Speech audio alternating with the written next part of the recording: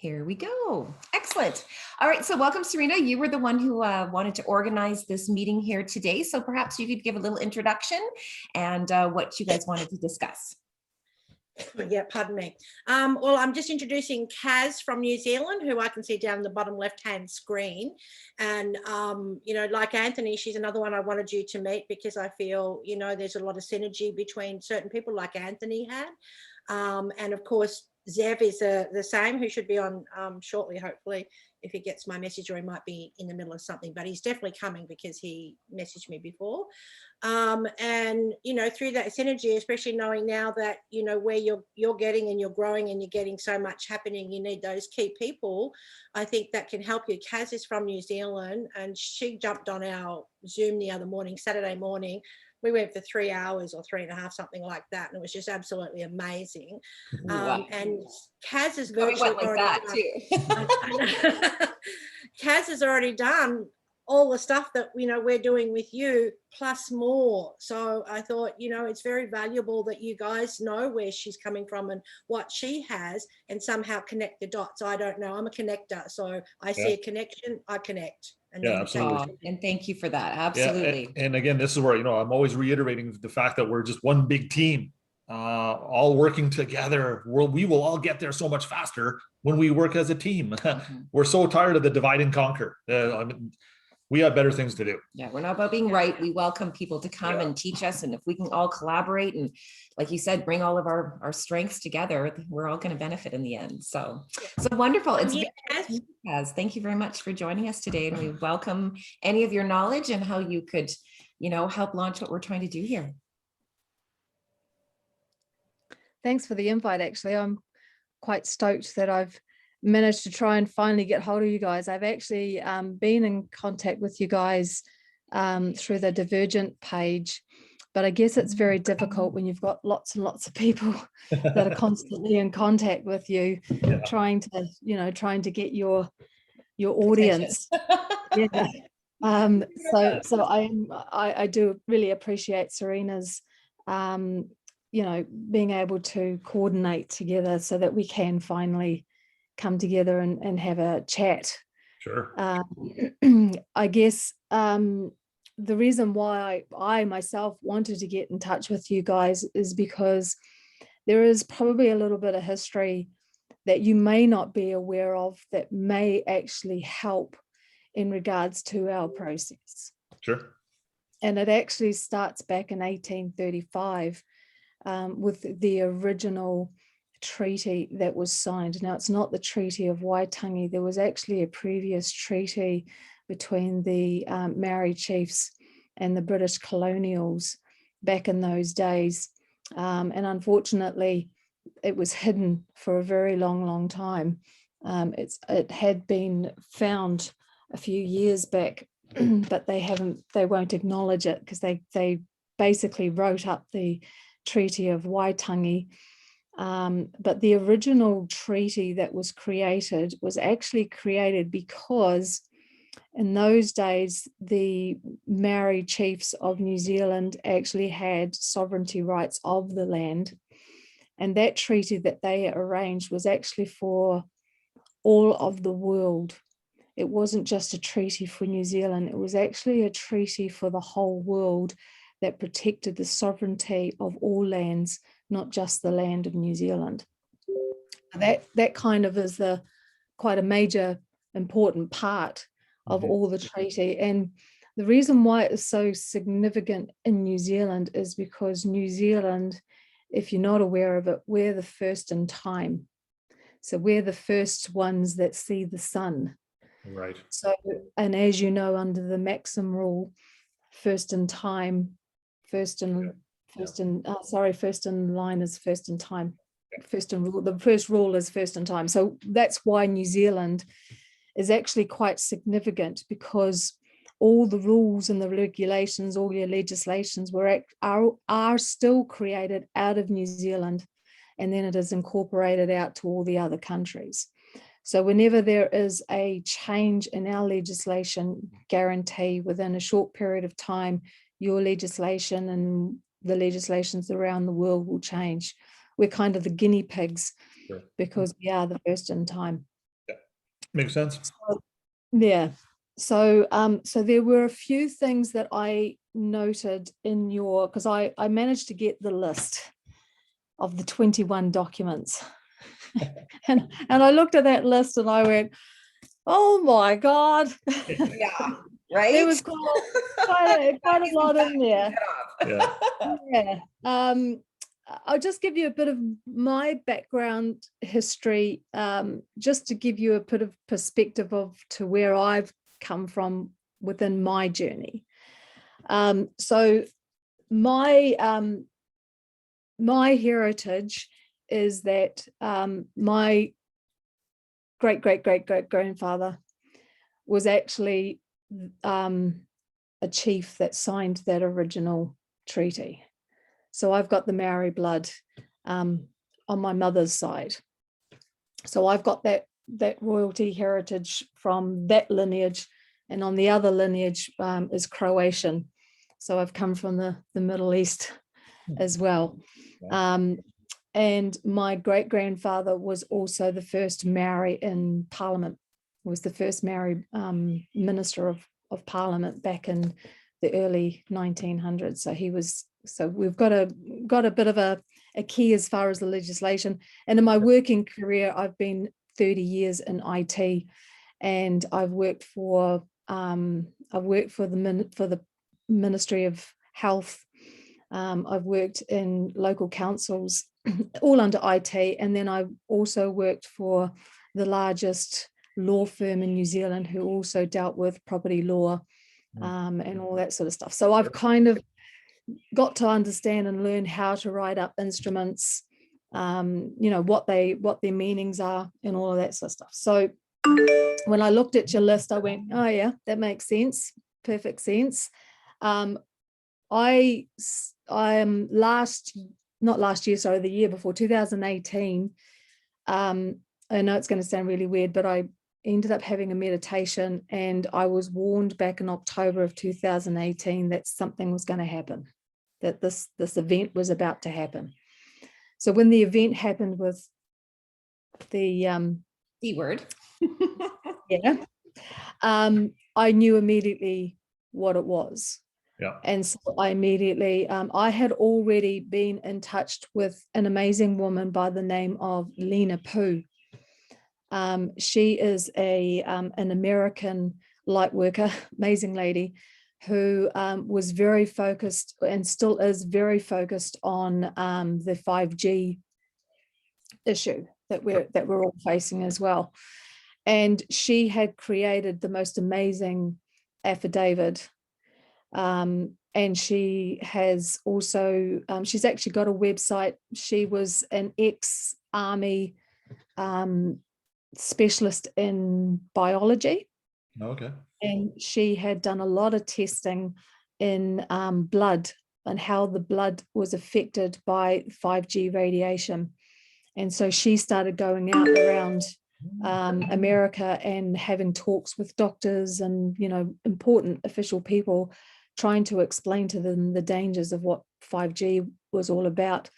And so she created this group by January. I was one of the first in her group, because I had actually reached out to her when I saw one of her videos and explained to her it actually goes a lot deeper than just the 5G issue. Okay. That we're about to have a major issue, because I could see the signing on the wall that we were about to go through a major shift. And so I joined with her. She created this affidavit.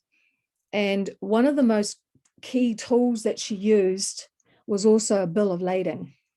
Yep. Now, I haven't noticed that you haven't got a bill of lading in your list. Not a specific one, but some of the attributes of a bill of lading, I mean, they're a little bit built in throughout the document, but not a specific bill of lading, no. Yeah, because bill of lading is quite important. It's actually, it's kind of like, you know, it's, as you probably are aware, it's when the shipmaster is handing his inventory over onto the land. Right. It's like an inventory. Well, in New Zealand, in part of our source documents, there's a source document called the printout. I don't know if you're familiar with the printout. No. No. Well, the printout is actually a bill of lading. Okay. Yeah, because it's a printout of I can show you. There's two documents. So in New Zealand, there's 4 source documents. There's what's called the RG9, which is the notification of the birth.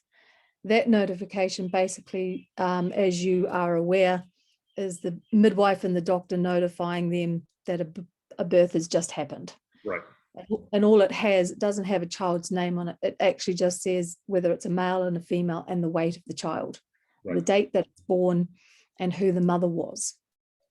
Then the second document, and that document is just, when you get the source document, it's just on a normal A4 piece of paper with the purple registrar's signature on it. Okay. The second document is the RG27, which is the registration that your mother or your father fills out that entraps you. So that's the second mistake. Yep. And then in the background, there's this printout, and that's the inventory. And that inventory is actually on bond paper, and it has 2 stamps on it. It has the registration purple stamp, but it also has the red stamp.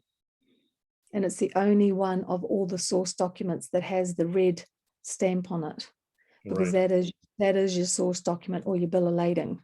Gotcha. So yeah. And then of course the fourth one is your normal BDM 107, which is your standard birth certificate that everybody gets. Sure. Yeah. The interesting part of the New Zealand birth certificate is that the little do you want me to show you? Yeah, what- absolutely. Well, I'm gonna actually just make you a co-host, and then you can actually, do you have it on your computer that you can show us at all, or no? No, unfortunately, I don't keep anything on my computer because my computer gets invaded. So Got it. yeah, you have to be very mindful of. That's why I'm a bit mindful about, how I'm showing you my face. So, you have to be very Kaz, would you mind just turning off your notifications for your emails? They're Sure. quite loud on our end. Thank you very much. Jeff will be here in 10 minutes too. Sorry, GP. Yeah, I'll watch for him. Perfect. Thank you. okay. All right. So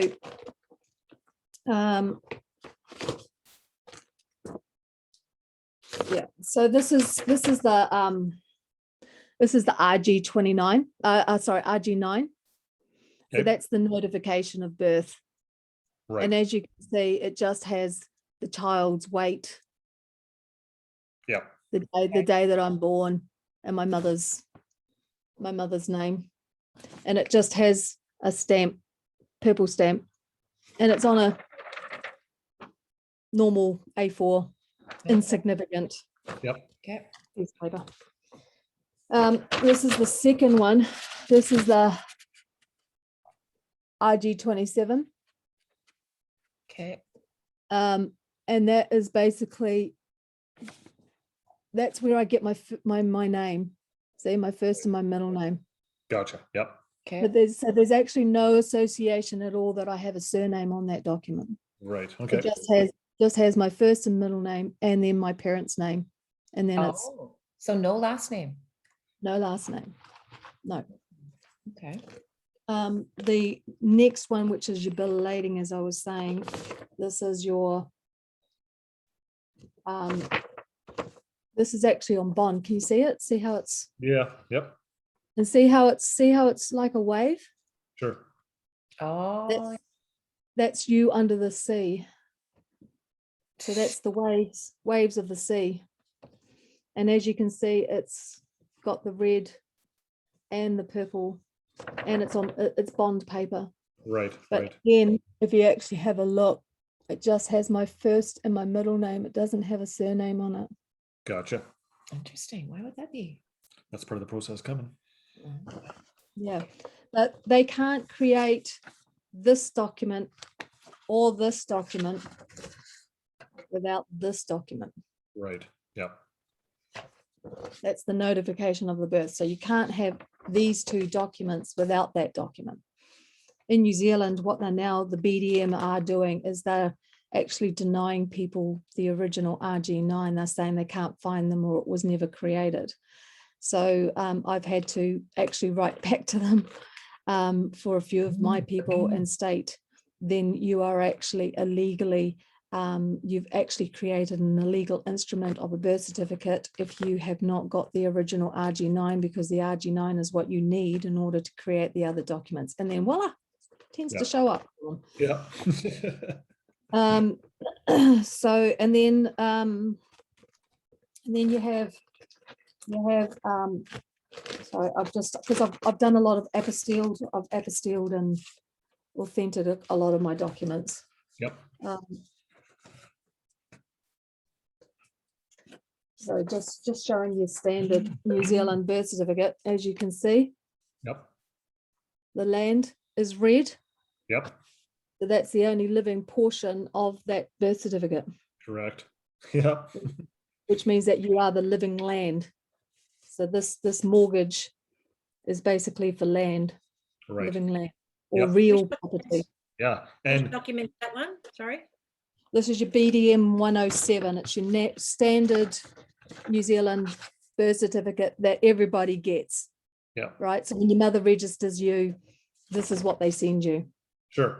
And just to insert a quick little tidbit here for everyone, that initial mortgage that you're just describing there, there's another maxim that regards once a mortgage, always a mortgage. So if they took our inherent property rights away through the guise of a mortgage, we actually deem that mortgage to now be a mortgage in equity. And now we're actually rolling forward with foreclosure proceedings, is essentially one of the tactics that's actually happening in the background.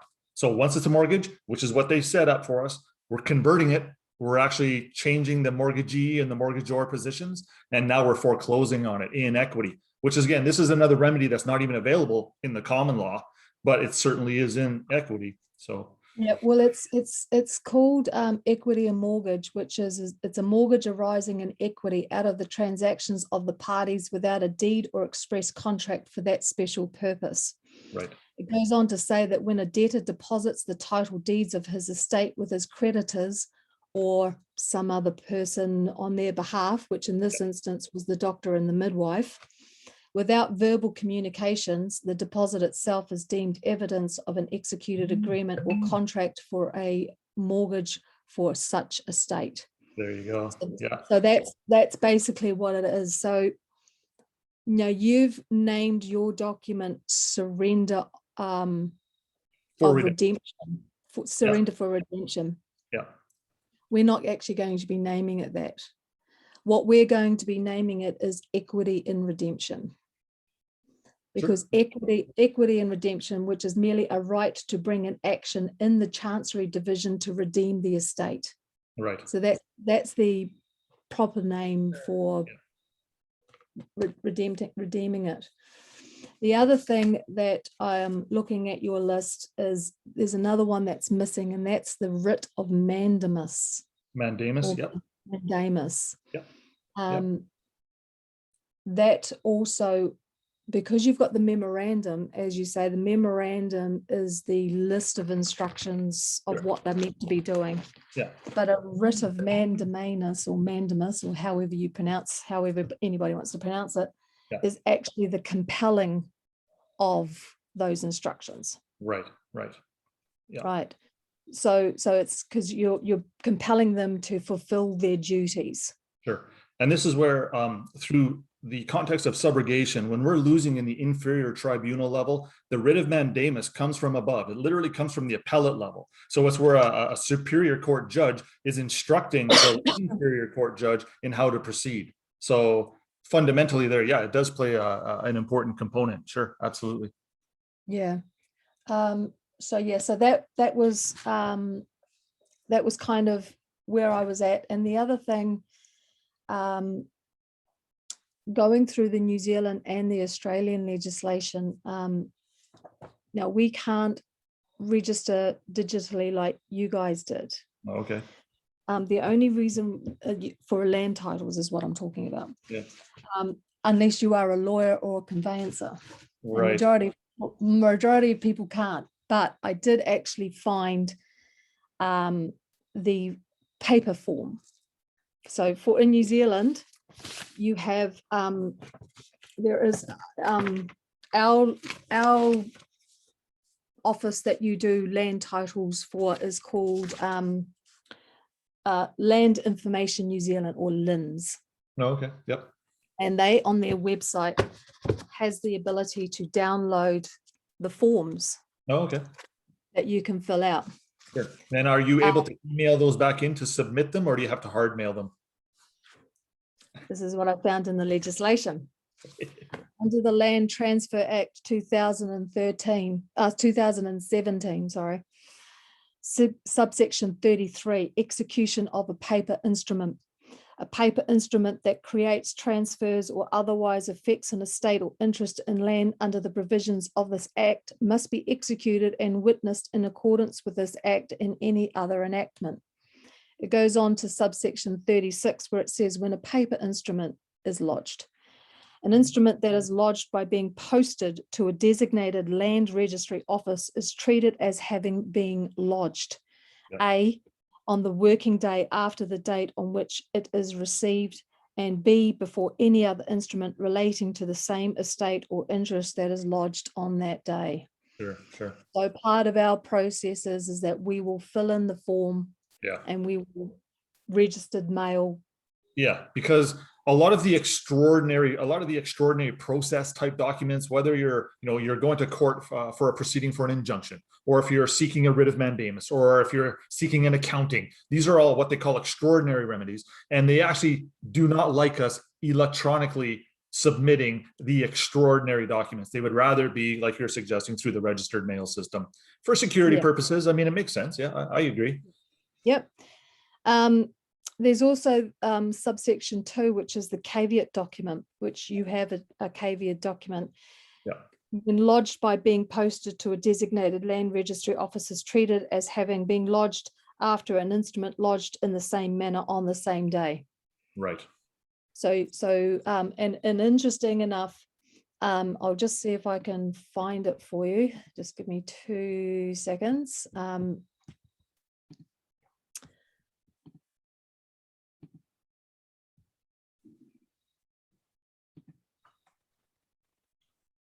So basically what I found, sorry, sorry? Can you show this one on your screen? Yeah, I'm just trying to find it. It's actually under the Property Law Act 2007. It's called Schedule 6, Provisions Applying to Land Not Owned by Crown and Not Under Land Transfer Act. Oh, Okay. And you just love that. yeah. Hang on, let me just find that, because that's basically what they're doing, is they're describing us. All right. So now you can click on share your screen once you find that form, and then we Yeah, can. let me just, yeah, I made found you a it. co-host, so. Thank you.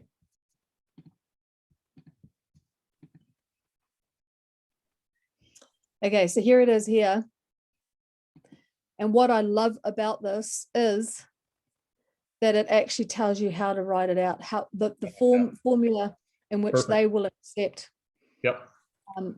So this is the deed of conveyance. Yep. It tells you what it's all about, what you should include in it. The sale by administrator, I love it. Like it actually has been in our face all the time. Yeah, It's just yeah, that I was just gonna say it's a template sitting there. yeah. Yep. And then the mortgage of land. Yep. Oh, wow. Excellent. Yeah, so this is the New Zealand version. Now, I have been searching for the Australian version. They do kind of have the Australian version as well, but they don't have it in form like this. But the good thing about New Zealand and Australia is that we have the Trans-Tasman Agreement. Okay. So if the Australian people cannot find it in Australia, we can bring it to the New Zealand and use the same Trans-Tasman Yeah. So it's just a utility legislation, sure, that passes. Yeah, absolutely. Excellent. Yeah. Okay, so that the other thing is that we have to change fee simple, because we are, as I'm not sure if you are aware, but we are actually fee simple now. Yeah. So we are actually fee simple. Yeah. So, we and part of the reversion or part of the remainder category there, of, from the conversion, like you're mentioning, I maintain the fee simple as is, but I transferred that to the new secured party, which means now we're not the fee simple, they are, because the fee simple is still subject to the rules of the king, still subject to prosecution, still subject to taxation and all that. And that's why I'm like, okay, well, under the doctrines of subrogation, if we can't quite escape that the way it is, well, we're just going to transfer that interest to the new debtors. Let them hold this fee simple and be liable for it. So I see where you're going with that, but yeah. There is another name that's even more important, which gives the more power for them to have to handle, and it's called paramount title. Sure. Yep. Which is it is the law of real property, which is actually what we are, right? Right. It is, and one which is superior to the title with which it is compared. Right. Yeah. So at the moment we are compared as fee simple, Yeah. but we're actually paramount because we are superior. Yeah, because we haven't quite expressed the paramountness of the situation properly, and until we perfect that, we're still deemed to be, like you're suggesting, the chattel, subject to all the rules and regulations. So yeah, completely agree. Yeah. So, and we also have then the ability to claim on paramount equity. Yep, makes sense. Yeah. Yep. Which, if for anybody who doesn't know, an equitable right or claim which is prior, superior, or preferably to that which it is compared. Yep. So we're doing that. So when you've created your security agreement, what we should be doing is security in equity trust agreement. Yeah, sure. Any instrument with the word trust in it anywhere can actually be construed as a trust document. Kind of the doctrines of equity, but yeah, I appreciate what you're saying there with the titling things a little bit different. Yeah, absolutely. There's going to be context there where it is relevant. Yeah, for sure. Yeah. Yep. So that was, and also under the Land Transfer Act, there is what's called a record of title. Let me just see if I can find that one for you. Just give me 2 seconds.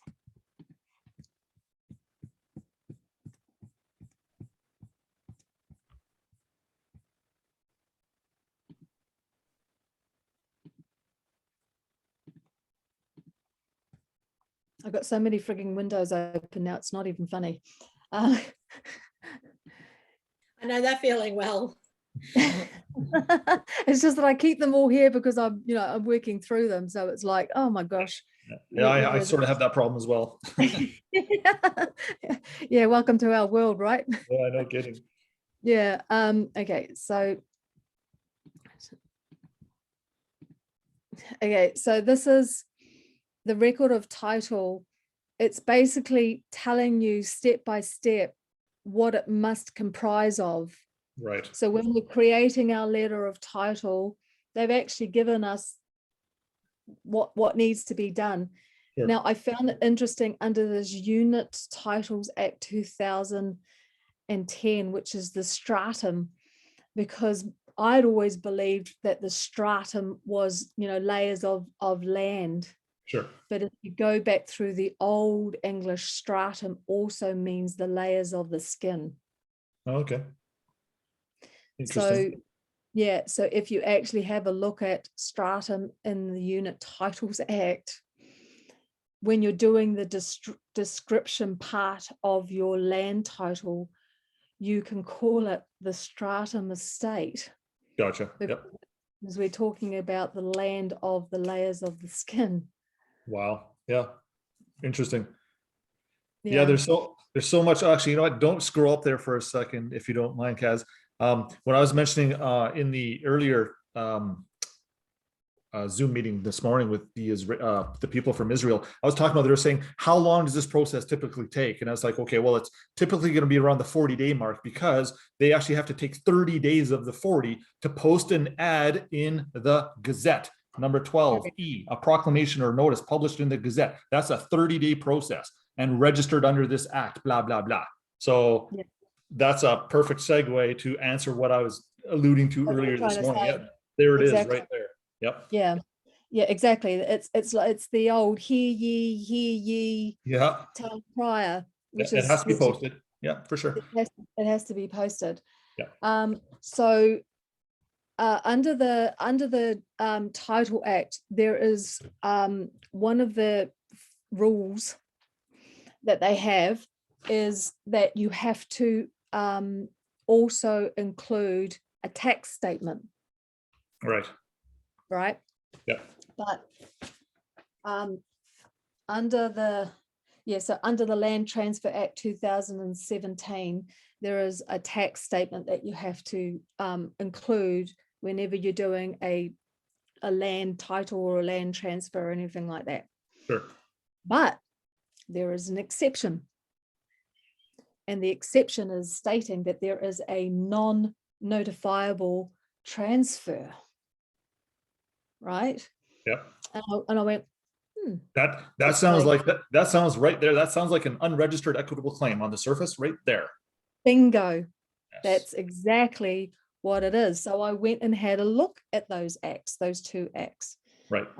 If you wish me to share that as well. Sure. Absolutely.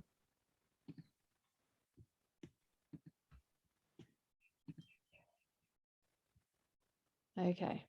And just to play off of the unregistered equitable interest for a moment there, when we are sifting through the Securities Transfer Acts and some of those types of legislations, when we start seeing the words uncertificated security interest, they're actually talking about the non-registered equitable interest. It's actually uncertificated. It's in our minds, but it hasn't been transferred to paper yet. So you, as people do some digging and a little bit of research, when you see the uncertificated security interest, what is that?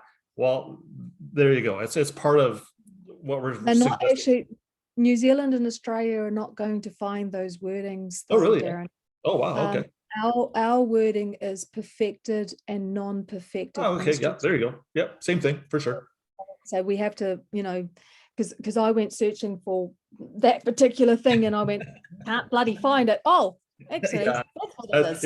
It's pretty nifty how they layer so much extra knowledge just in between legislations, between territories and provinces and states. And again, I was shown this a number of years back, where the gentleman who was kind of showing me some of these things was suggesting, hey, if you want to get a really good grasp on this stuff, don't read one particular area or territory or province. Diversify that. Go research several. Because the wording between the several different legislations, there's a lot of meticulous understanding, if you will, that's actually hiding in there. And you won't actually develop a complete picture by strictly researching or Googling the one. Spread that out and you'd be surprised at how much that's another beautiful way of saying that, or there's a better, it's more satisfying. The more you kind of dig and research on some of this stuff, it's pretty cool. It's pretty cool. Yes. Okay, so let me just show you this one. It actually comes under the land transfer, land information, offshore persons information. Interesting how they've named that, right? Yeah. So this is the exempt transfers. Okay. So it's telling you that it's actually B, transfer of property by Crown under Treaty Settlement Act. Yep. Remember how I said right at the beginning of this that the actual original treaty Right. Yep. was the fact that we all had sovereignty worldwide, not just for the New Zealand Maoris. It was worldwide. Gotcha. Yeah, and then so when it talks about the exempt transfers, there is what's called, as I said, the non-notifiable transfers. Right. And here it is. Here, look. Yeah, and again, we're talking about a lot about it. We're talking about a lot of equity right here. We're talking about a lot of private stuff that's not for public consumption, which is why it's non-notifiable. Where it's not meant to be brought into the public realm, which means we're not even really supposed to give them notice of what we're actually trying to do there. Correct. Yeah. Yeah, and so that when the tax portion of the land transfer we have to include on it as part of their rules and regulations. Sure. We use this particular clause to say, hey, actually, we're exempted because Right. of this. Nice. Yep. Okay. Excellent. Yeah. If you wouldn't mind, Kaz, sending me a copy of that stuff, just so I can. I mean, I got a pretty good memory, but it's just easier if I'm able to look at it. So. You might also want to look up there, Kaz, there's another one which applies for New Zealand as well. It's an old Commonwealth Act from 1874 called the Pacific Island Protection Act. And that's got some really awesome stuff pertaining to a lot of the tribal mob and the Admiralty jurisdiction finishing at the high tide mark. So anything happening inland of the high tide mark is off limits to them under their Admiralty in accordance with that act, which was done by Queen Victoria and has never been appealed. And that's got some really awesome stuff in it as well. I'll put it up in the chat for everyone so you can see what the act is. Oh, thank you. And Serena, while we have you on here, why don't you do a quick little introduction so we know who just joined us, please?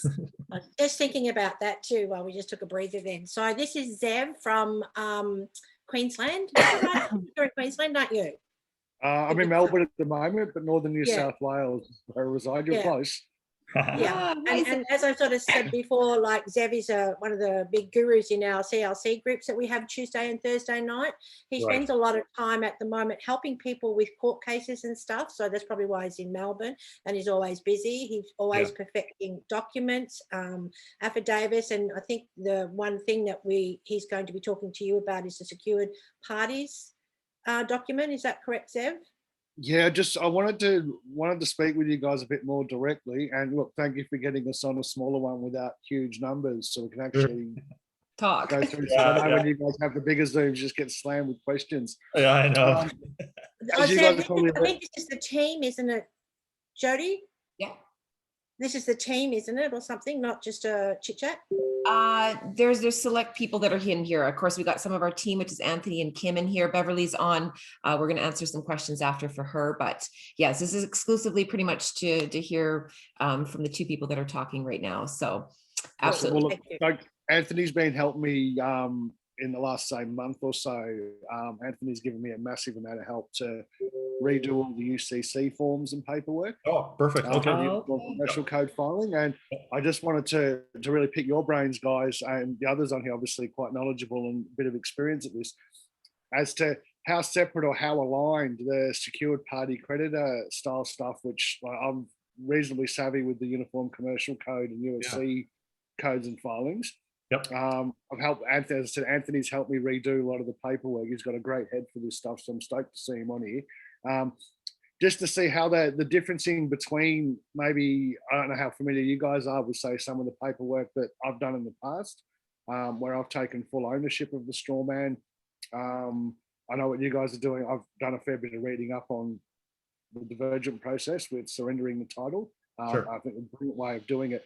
I'm just curious, does one cancel out the other? Can we still use both? Or is it, from what I've been reading, we sort of, being the settler rather than the creditor, it tends to supersede being the creditor to do it that way with surrendering the title. And I get that we're still attached to it with what we've done. But for me, I've been really effective and successful with what we've done with UCC, to the point where the local police in my area, I can't get pulled over or get a ticket. I go past the cops 20 Ks over the limit, smiling and waving. Nothing. I go through fixed cameras over the limit. I don't get tickets anymore. So something's been put through on my name or whatever. Something's working. Yeah, for sure. So to answer that question quickly, I have a little bit of experience with the UCC. Inherently, I know what it's doing.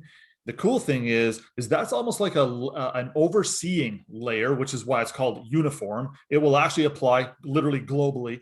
So it is a redundant layer, though. However, because every province, territory, or state has its own proprietary methods, modes of perfecting, methods of delivery, methods of conveyancing, and putting these things into the possession of the secured party. The UCC does the exact same thing, but just more of a uniform layer, because there are subtle differences between each territory, each province, and each state. So they're just saying, hey, if we can't facilitate a program where our perfection in this area is going to be accepted in another area, then we have to create a uniform type jurisdiction that will manage all of this and kind of collectively bring it under one umbrella. It's interesting because on the perfection documents that I used for Manitoba, for example, it has a box to check, and it actually suggests which jurisdiction did you perfect your interests in? And what that question is technically asking is, did you perfect it locally or did you use the UCC system? So they actually just want you to stipulate They actually just literally want you to indicate or stipulate which process you used. So it is a very important and relevant concept. I like all the stuff about the UCC, and again, it's going to create a situation for us to come and clean our hands, get rid of that security interest, and put them into possession of it, put the secured party into possession of it. So to play off for just another moment of what you're suggesting there, I haven't spent a lot of time researching other groups or other mentors' secured party process. To be honest with you, I haven't looked at it at all. I have just kind of developed this system on my own based on my experiences with Dean and our small group here. The secured party itself. Here's my quick take on it. Once we put them into possession, they are secured. Then we come along and we subrogate that position, which means we are technically the ones that are secured. They're the ones that become insolvent. We are now solvent, and so forth. So shall it be. Yep. Well, again, so it's like we're taking an instrument, we're making it a whole bunch better. We're giving it to a party, and then we're literally jumping into their shoes once that beautiful gift shows up. Yeah. Look, I get that side of it, that we hand that over. Trying to get my head around how we can do both, have the best of both worlds with doing this, because like some of us, like myself, and if need be, I'm happy to let it go, but a part of me is a bit reluctant because of the many years I've spent learning this. And as I said, I've just redone all these documents with Anthony in the last month or so to tidy them up, change some of the wording and tighten up all of our documents. Anthony said he's just sent them to you guys. I've got terms and a glossary in them as to what's defined by creditor and debtor, who the parties are. So we've done a common law copyright notice of our name, both upper and lowercase, so we can they can't use that. There's $1 million fee for breach of copyright. Right. If anyone writes down your name or uses it without your written express consent. I've got some other paperwork for verification of receipt of particulars, which they never do, but you ask them to sign it so that we can invoice them for the $1 million. Right. There's a process for the invoicing. We've also got a private agreement, which is done between your lowercase name and your uppercase name. So we send it via registered post from our lowercase to our uppercase name. And we ask for objections or rebuttals. Now, as the dead don't object to a lot, I haven't had any objections or rebuttals to what we've done, which is a great way to do it, to post it to yourself from your lowercase to the uppercase. And look, we've got no objections. Yeah, and here's what that does in a nutshell. When you actually convey that all caps name to yourself, you're technically right there capturing the security interest, or you're capturing the legal title as grantee. When you're accepting this title as grantee technically means that that person or that party holds both the legal title and the equitable title. Therefore, if you're the owner, like you're suggesting there, you wanted to have the ownership of the name, that's fine for just a moment though. Now come forward as the settlor because you have control of that legal name, and now grant that away to the new debtors or the secured party or the successor in interest. That's that's the part that creates the trust right there. So what we've done, basically from listening to you there, then mate, we've done the groundwork to create the foundation for doing that, to say that we have the legal right to be able to hand that over. So it's good to hear that what we've been doing isn't a complete waste of time. Which is awesome. Can I just step in there though, Zev? Yep. Because we've actually done that same process that you are talking about here in New Zealand as well. So I belong to, I've got a council that there's New Zealand and Australia. So we did all that as well. What's happening here in New Zealand though is that the PPSA registrar has come back and now accused some of our sovereigns of being fictitious and vexatious. Sure. Because they can't, they're basically stating that you can't have an agreement with yourself. Yeah. Right. Yeah. And what they're actually now doing here with the PPSR. Yeah, what they've done is they've started to remove people off the registry. So Darren, we actually, I think one of our members has been in contact with you where he's had the notice from the registrar to say they're about to remove him off it. Sure. So yeah, and again, we have to kind of keep in mind here, these are the public responses. The public response that I'm getting from the registrars here are essentially saying, I'm not authorized to deal with this. That's perfect because we just exhausted a legal remedy with that admission. Now we can go to the court and say, look, even the Registrar General, even the land titles people, even they are not authorized to deal with this matter. Therefore, it's coming to you, Your Honor. You have to appropriate this. You have to approve the transaction. You have to put the completed title into the transferee so that now we can enjoy as the transferor or the assignor, otherwise the beneficiary, after we've settled all this stuff. So again, they're literally just pushing us to go to court, because only a court of chancery can deal with this stuff. So going to land titles and going to the PPSR, I mean, yeah, that's doing a couple of things. It's exhausting remedies. It's laying down track, because when we show up to court with an effort or an application to the PPSR people saying, look, Your Honor, I tried this and let's just say it didn't work or it didn't avail. And now we're getting into so much trustee world, Your Honor. I'm just going to request or demand that this court now appoints new trustees, because I have better things to do at this point than sift through all this stuff just to have the Registrar Generals reject it, or the PPSR people reject it. It's pushing us towards court is all it's really doing. Quick question for you. I've noticed too, a lot of the divergent paperwork, you guys are going beneficiary as opposed to executive beneficiary. And I was curious if there was a reason why, because I've always gone for the executive beneficiary so that we not only are the beneficiary, but we're the executive and can execute orders to do so. So by adding the term executive gives it that next layer up of authority so that we can execute orders, so that we actually have the authority to execute. Well, you're the trustee in the debtor now. Here's the title, you own it. And as the executive beneficiary rather than the beneficiary, we can execute the orders, and that authorizes us to be able to do so. Yeah, and you know what? The Canadian version of what you just described, my friend, is actually called the security entitlement holder.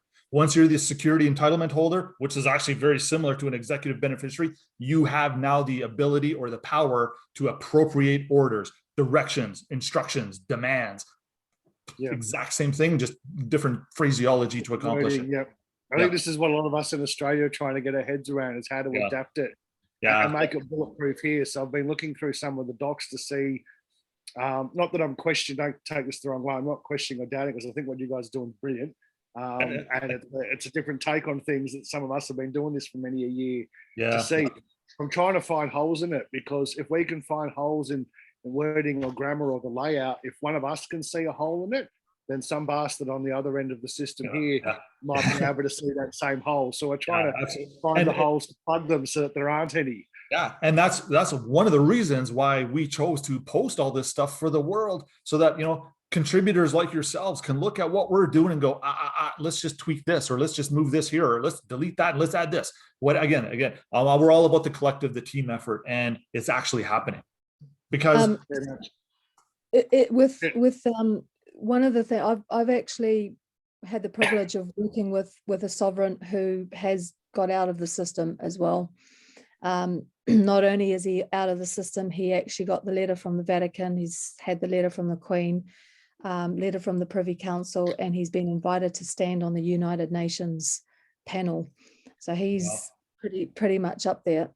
So I've been quite privileged to have been working with him. And one of the things that he does state very clearly is your layout, it's your wording, and it's actually the paper that you use. Now, he does not use any paper except bond eggshell blue paper. And not A4 either. And another thing, not A4. Don't use A4. If you want to avoid A4, you just cut the corner off it. It's no longer A4 then. Because land titles does that, because it's a way of incapacitating or changing the structural substantive nature of a document. We've actually sent live birth records into Vital Statistics and land titles to negotiate them, and they've actually sent them back with that corner clipped. So don't want to A4. Also, two little tip: never use New Times Roman or font size 12, because that's what they use. That's what they use. Any other font, and don't use font size 12, because that's what the system has claimed internationally as their standard thing for anything in English. It'll be a New Times Roman and font size 12. So we do 11.5 or 12.5. It doesn't matter. And I usually use the Arial font because it's one of the top ones on the list when you change fonts. Just for being just because to avoid it's there and it's at the top of the list, and it's an easy one to read, For sure. and it's not New Times Roman. So again, it's little things like that that take it out of their Yeah, The and- other so to The speak. other thing that you can do also is which we intend to be doing is we actually took a photocopy of our birth certificate, created a copy. We're going to go and get it certified because it is a copy on vellum paper, because vellum paper is transparent. It's where you get your human being or your transparency, because if you have a look on your passports and on some people's driver's license, depending on where in the world, there is that transparent picture on it. And that's because we're dead at sea. So when you're handing back your birth certificates on vellum paper, you're actually doing what the Vatican has been doing all along with his absolutely. Yeah, and here's, I mean, one of the primary doctrines of equity suggesting that equity regards, intent over form. I know we've all heard this one. I love all these little artistic attributes and all these, beautiful little scenarios and nuances. But just, again, keep in mind here, we could literally write this stuff in crayon on a paper towel to get it before a judge. The judge has the power to reform. What does reform mean? He can literally rip up our piece of paper towel and he would literally draft all this beautifully, exactly the way it's supposed to be. We just had to show up with the proper intent, the proper, a little bit of the proper wording, like you're suggesting. And that's where writing that adverse claim right on the birth certificate itself is technically a security agreement right there. When I created the security agreement, that was a secondary process. The adverse claim written right on the birth certificate is actually considered to be a security agreement right there. Yeah, nice.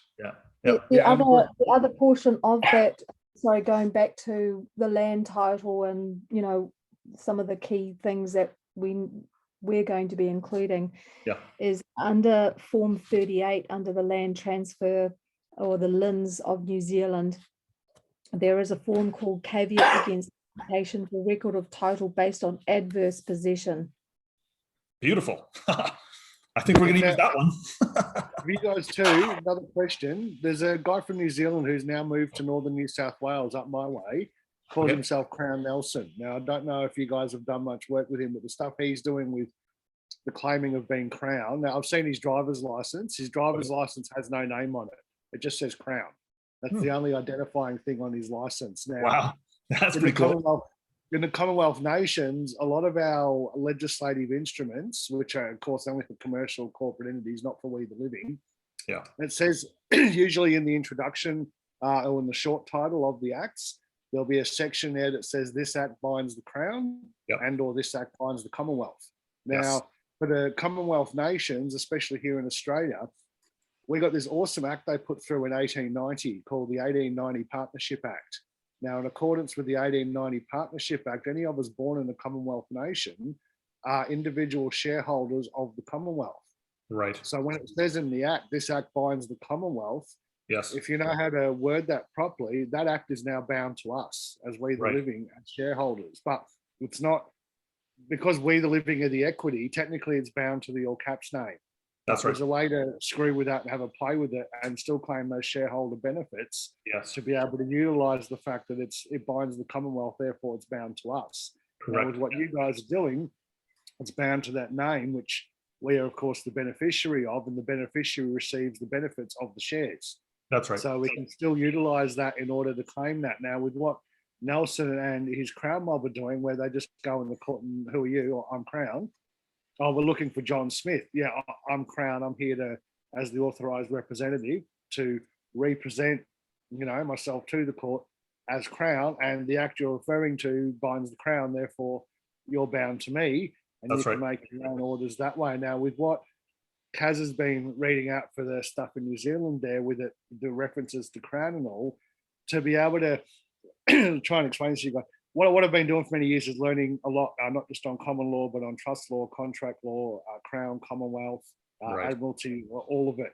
Try and sort of do a bit of a mix of which hat am I wearing today, and try and mix it all together to give us a bit more when we're going after these bastards. So to be able to utilize some of that authority as Crown as well, I'm still trying to poke my head around how to utilize that and still claim as the living. And there are ways to do it, because Nelson's done a lot of Yeah, I mean, as far as as far as my experience is telling me right now, we literally come back from being deemed lost at sea the moment that we perfect that security, that certificate. The moment that happens, boom, you're deemed to have returned right there. That's the single act that allows us to move and present the rest of those evidences in however format we choose to present these evidences to a judge. But we're literally, you could be construed as being in the land of safety the moment that you assign that security interest and you identify who the assignment is to. Very critical components in terms of contract law as to what's really going on here. Yeah. Remember when I was saying to you, as part of doing the land transfer portion of those documentation, you have to pay the tax. Right. And we're doing the non, we're doing the exemption of the tax. Yeah. There was one key component that I hadn't mentioned yet, and that is in regards to the Crown Minerals brackets royalties of minerals other than petroleum regulations 2013, because remember, every single legislation that they talk about, whether it's ports, whether it's mortgages, whether it's minerals, they're actually talking about us. Yeah. So every rule and regulation that they're creating, vehicles, whatever, they're actually talking about us. Yeah. And in that particular one, in that particular act, there is a section in there that says that tax needs to be paid for royalties to be claimed back. Sure. Yeah, to be claimed by the Crown or the Commonwealth, Yeah. depending on what country you're in. It's basically, we get the benefits of that as well. Yeah. And here's the other thing: when we tax valuable consideration in specie to that certificated security, that actually absolves all the taxation. That actually discharges the taxation right then and there, and it puts the new insolvent party in possession of, now we're burdened with the taxation. I know the trust is the utility that kind of manages the taxation, but again, it's that single silver coin that literally can discharge all the debts that come down the pipe attached to that security. So is there yeah. So not only did it help to pass the legal title, because it's construed to actually be capital dispositions attached to a trust. The capital is the silver coin. Now it will dispose of your interest in the cesticate use of property. And that's what literally transfers or helps to transfer and put that burden back into the possession of the party that it rightfully belongs to. And then to Zev, pick up on what you were just mentioning there, I built the security agreement and the special affidavit and the stuff. I built my documents pretty primarily out of 3 or 4 pieces of legislation. I use the Real Property Act, I use the Trustee Act, the Securities Transfer Act, and there's one more. But anyway, all of those acts also have those clauses built in. This act applies to the Crown. So every one that I used has that in it as well. Yeah. Awesome. Now, when you're doing these, I love the idea of making them insolvent, because once they're insolvent, obviously they can't trade. That's right. And then everything has to go to the beneficiary, being us, of course, which is a very clever way of doing it. I do like that side of it. Yeah. When you're doing that, my question, like for the court, you need the magistrate's full name, or do you just address it because you don't know who's sitting on the day? So how do you get around to actually name them? Because one of the big things I like to explain to people is we can't contract with a non-living entity with, say, New South Wales Police, because a contract requires joinder, which needs a meeting of the minds. Yeah. And clearly our mind as a living man can't meet with the mind of a non-living entity, which has no mind. Yeah, that's right. And when we're walking into a public hearing, I would actually leave that spot open, like so that you can literally, while you're standing there in public court, you can literally fill in the personal name of the magistrate or the judge that you're dealing with. And yeah, in personam, we're trying to ditch the surname altogether. So rather than, hey, Your Honor, Jim Johnson, in personam is technically dealing with first names only. Hey, Jim. Hey, Bob. Hey, Dave. Hey, Nancy. Right? We literally still abandon the surname. That's what the closed chambers private meetings are typically all about. Surnames are not supposed to be in there being negotiated as the living man standing there as a testament as to being it. No. We're no longer it. That's why we were able or entitled to even get into chambers.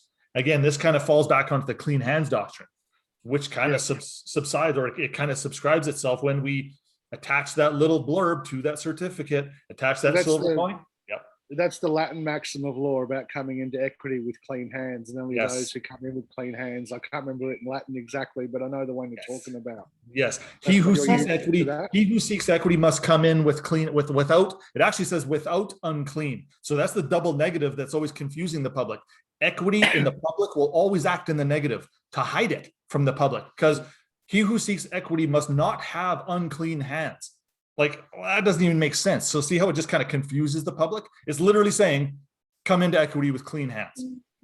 That's all. I will say though that the sovereign that I mentioned before, he actually submitted all his documentation to the portmaster, Oh, perfect. Yep. because Sure. the portmaster is actually the most powerful person in the country. It's Right. not the judges. The judges themselves are just administrators. If you're going to use a name, you should be using the registrar and the clerk's office, because she's the one that does the stamping. Yeah, Sure. yeah. Yeah. The clerks here in Australia, especially the clerks and the sheriffs, actually hold the power in the court, not the magistrate. Correct. if They're you're going- notaries. Yeah. Yeah, and as you're saying, Kaz, if you go through the port authorities and the portmaster, that comes into a lot of the Russell J. Gould stuff and the UPU, the Universal Postal Union. Postal union. Now, Yeah. The UPU is actually what governs the port authorities Right. and actually has control and It- authority over the maritime and admiralty, which is Yeah, what it- we're playing with in the courts. It's the UPU literally controls commerce around the globe. Yeah. Yep. And they do that through governing the admiralty and maritime law That's right. and the military law, which is technically what we're in. Because when we go into the courts, we're going in there, unless we're enlisted, we're going in as non-combatants, and we're in a Yeah. court of combatant jurisdiction. Sure. So that's another way of being able to negate a lot of that, to just go, well, hang on, I'm a non-combatant. I'm in the wrong place. And This is the another court word, of combatant. and another word for that, my friend, is I've surrendered. I've surrendered for redemption. That's security interest. Boom. You just said I'm Yeah. no longer at war. And if I'm no longer Yeah, at war, I'm in peace. If I'm at peace, you cannot drag me back into a war. That's unconscionable. Yeah, That, wars to that combat. port, the ports we're talking about, all ports actually lead back to Rome.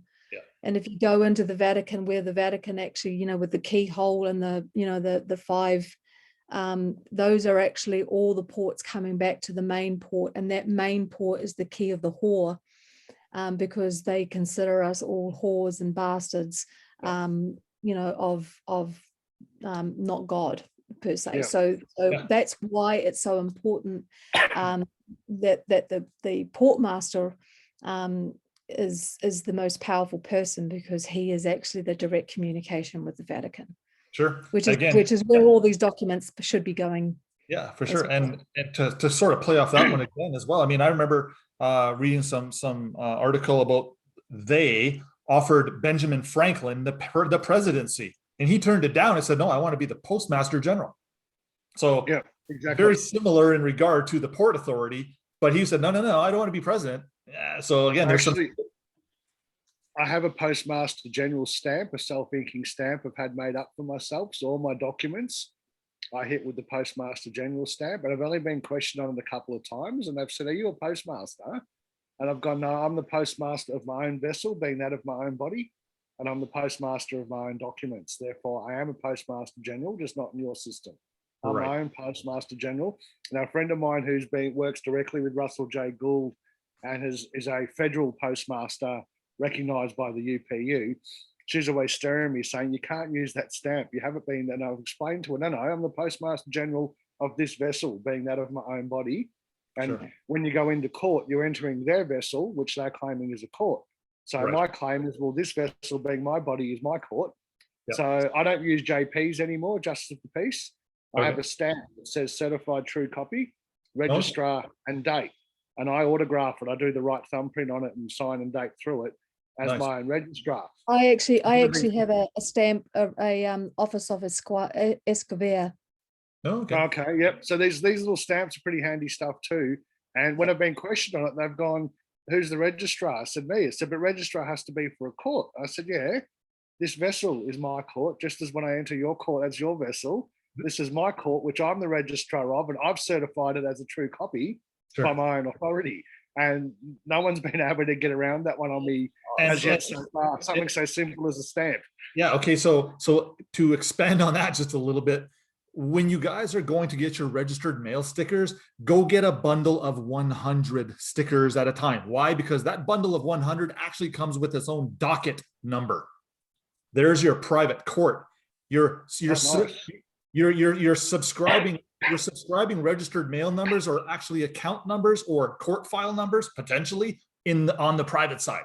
So it comes with your own docket number, which means you can now be the registrar of your own court. Yeah, so that's your own. We call them. I use them as a shipping number for the Admiralty Maritime. Yeah. Another question for you on that note: do you guys use bills of lading or anything when you're sending a wave of documents? Do you? Yeah, Kaz, to stick it up them a bit further.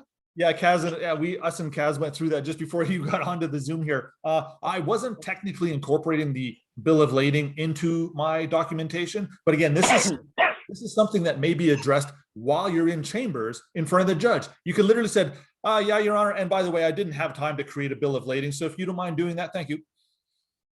Nice. They will literally do it for you. That's way easier. Yeah. Well, I've got templates for that. If you guys want me to flick them through to you, I've got templates of bills of lading for different Perfect. things that we use for that. And I've also got a verification of certification of mail, which I get whoever's at the post office to sign and witness it. No, So they witness the documents that go into the some people not happening, Zev. In New Zealand, they won't accept the mail certification. The post office will not sign them at all. I've actually spoken to the head of the post office, and apparently they no longer provide that service. So no post office in New Zealand will now sign those. And in Australia, some of our sovereigns in Australia are getting refused. So the certificate should, what we've gone with the sideways is the third party. Okay. I've got a witness thing on there as well. I'll take a friend with me to witness it. But here in Australia, I mean, I've been doing these rather recently, and they just charge you $3, but they won't autograph it. They won't thumbprint it, but they'll sign it for you, and they'll stamp it and say it's been through the postal system to show that you put it through their system to send it to yourself. Right. You can also buy in Australia, because we've got some of our sovereigns have actually bought some for us and sent them over here to New Zealand, is the UPU coupons. You can order them and purchase them through the post office. They are the most, as you know, the most powerful. So I would suggest you get yourself some UPU actual coupons. Actually, I'll quickly show you what they are, because I got a whole bunch of them myself. Just keep talking while I find it for you, and then I can come back to you. And I love what you guys, I guess I really love it, just getting to talk to you guys directly from doing this and seeing that you're incorporating so many of these other areas and aspects of trust law, contract law, the Admiralty, the UPU. It's all being, and common law, it's all being brought together. I mean, we're all trying to get to the same goal. We're all trying to get to the same destination, you know? Yeah, exactly. Okay, that's pretty cool. That's almost like a promissory note, Kaz. Look at that. It is, yeah. Wow. So you in Australia, you guys can actually purchase them from your post shop. Wow. What exactly are they called? A UPU coupon? It's actually called a Union Postal Universal, and interesting, it's all in French, because you know UPU is actually in The Hague. So order some, because in my documents I actually put my Postmaster General stamp, because I have a Postmaster General stamp, and I put my autograph through it, and I actually attached it to my statement of claim, intent and truth.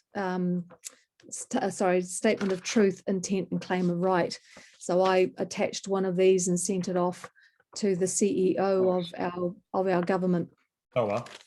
Yeah, that'd be better than a bill of lading, having one of those then, because they I had a bill of lading and a NACOR letter that attached to it. Oh, nice, very good. You put that through the portmaster of the port authorities, and that shuts. They can't refute that. You've got your UPU certification, your postmaster, your bill of lading. Often when we've sent documents with a bill of lading, and often it's what I do is I send an affidavit and I annexure and attach the notices to the affidavit. Right. The reason for that being an unrebutted affidavit stands in truth, becomes fact in law, fact in commerce. Right. And the affidavit templates that I've done up, I have a Commonwealth seal at the top of it as well, which makes it harder for them to dispute or reject. In Australia, due to the royal, Royal Titles Act of 1973, unless they're in possession of the appropriate seals and titles to be able to refute that. They can't refuse it because of the Commonwealth seal. Right. And due to their shareholder standing under the 1890 Partnership Act, they can't knock them back. It makes it really hard for them to do. And if you just ask them, well, we can't accept that, like I've done in court with my affidavits helping people, are you in possession of the appropriate seals and titles in accordance with the Royal Titles Act of 1973 to have the authority to refuse that? Now, the bonus, I'm pretty sure the same for you guys in New Zealand. The bonus of that is that the only entity in possession of those seals and titles is the Queen of England.